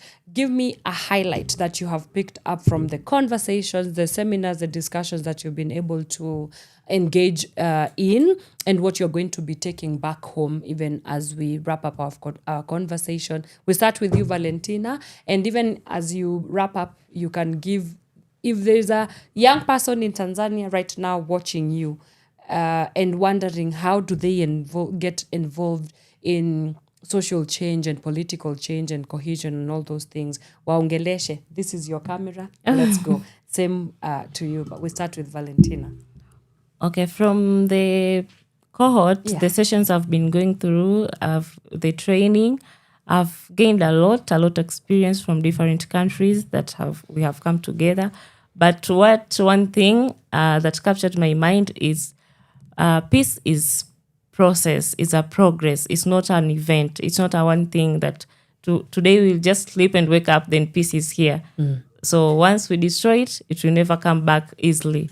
And also for youth in Tanzania who are watching, just in case if anyone is watching from Tanzania, I would argue with you, my fellow youth, we should find a good way to deal with these issues, especially the political issues, because we do not know much about politics. But for those who are doing politics, I think it's a good time to go deep into civic education, know what we want. I'll still say that. Also, be part and educate others. Give good information, give details to other youth, rather than letting people or letting other youth go on social medias, abuse the government, talk anyhow, think that we are not sure about. But also, I would say, I would talk to the politicians, our leaders, to think about youth, what they want, and also to come with a good solution or come with anything that will bring us together between the youth, the community, and the leaders, to avoid these conflicts that are coming up, to avoid issues that will lead to destruction of peace in Tanzania. Because as we all know that Tanzania has been one of the country very good at maintaining peace. And most of the countries know that Tanzania is a peaceful place. So we do not have to destroy that and maintain our image on that. All right. Thank you for that. Thank you. Yes, Elijah. Well, first in reference to peace, our leaders, the ones that are leading us right now, should know that a country that has kept its citizens in a state of fear, in fear of abductions, in a fear of arbitrary arrests, in fear of being driven in drones or in black Subarus or Foresters. If the citizens are being kept in that constant kind of fear in all our regions, because it's like as if all our presidents are using the same manual. They have created that kind of system in order to fence themselves in power, which cannot really work for all, because no one is an immortal. They should know that that country can never be peaceful if at all that is the way they try to run the government business. And to the young people, I really encourage them to try to create, regional platforms of exchange, to experience and build networks, so that they can purposely, collaborate on issues of active citizen and peace building. Yeah. Wow, this has been powerful. Guys, unfortunately, I have to let you guys go, but thank you so much, Elijah and Valentina, first for the amazing work that you're doing back home, and all the best, really, truly, all the best. When I come to visit, I hope to see you on those every very powerful positions, doing the things that you need to be doing for your country. And also thank you for sharing your insights right here on Power Radio, and also to the Arigato International Kenya for putting together this amazing platform and program for knowledge sharing, and really just coming together, bringing together youth from across the East African region, where they can glean in information, knowledge, wisdom from one another to deliver a promise for an East Africa that is expedient for all of us. But before I let you go, let me just give some honorable mentions and shout out to some amazing people that have been able to tune in this morning. We have Inside the Cockpit again saying, wow, what an insight from Tanzania. Didn't know about the Sabasaba too. I think they were speaking to what you are able to share earlier on, Valentina. Catherine Omondi is saying, amazing amazing conversation from Uganda and Somalia. Today is just a blast, and it is a blast to have you. You know, it's a blast to have you inside the cockpit. Again, amesema peace is a process. Yes, indeed. Yes, indeed. T. Vundi Mwilu is saying peace is not an event. Clock it. Yeah, and just amazing insights from across the East African region, I think, because basing on the flags that I'm seeing flying here, it's definitely giving East Africa. But yeah, thank you so much for everybody that has been able to tune in Saramad. This is in Intesar. Ramadan is saying thank you, Elijah and Valentina and Anne, for the great conversation. Thank you so much, Intesar. She was just here with us as well. Guys, anything that is good has to come to an end, and so our conversation comes to an end. We put a full stop on this conversation. I hope you've been able to be challenged and inspired, and just collecting insights from across the East African region. You definitely have something to do. You have a role to play in ensuring that your country is better in terms of social and political cohesion. And we want to end our conversation there. We'll see you on Friday. And this Friday, we continue with our conversation on youth participating in political and national cohesion. And I'll be joined by a team from Semezana. They are doing some incredible work there. So do join me then on Friday from 8 a.m. all the way till 10 in the a.m. But before I let you go, I leave you in the very safe and capable hands of the one and only Miss Kimberly Sandra. She comes in at 11 with Shiversations. So you do make sure you join her for that conversation that she will be having. And then later on, we are also going to be joined by the one and only dynamic duo of Elijah Moz alongside DJ CJ with Gift of Gab. If you want to know what is happening in the hip hop scene, you know where to get them. Get them on Power Radio, Gift of Gab, from 4 p.m. all the way till 6 in the p.m. Me is out. I will see you on Friday. Bye. From sunrise to sunset, all day and night. Power Radio.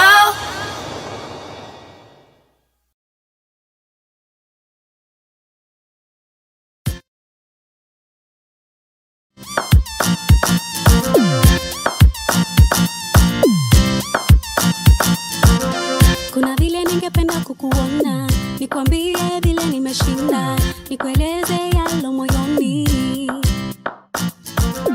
Kuna vile natamani kuwa nawe, uwe karibu nami, niwe karibu na wewe. But you are far away, so far away, so far from me. Roho yaumia, I am missing my baby.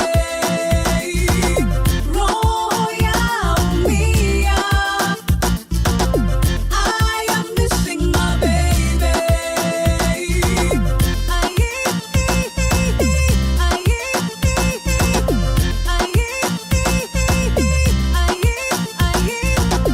Kuna vile ningependa tuongee every morning and every night, nikueleze navyohisi.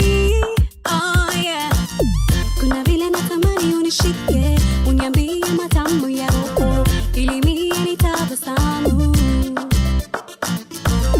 But you are far away, so far away, so far from me. Roho yaumia, I am missing my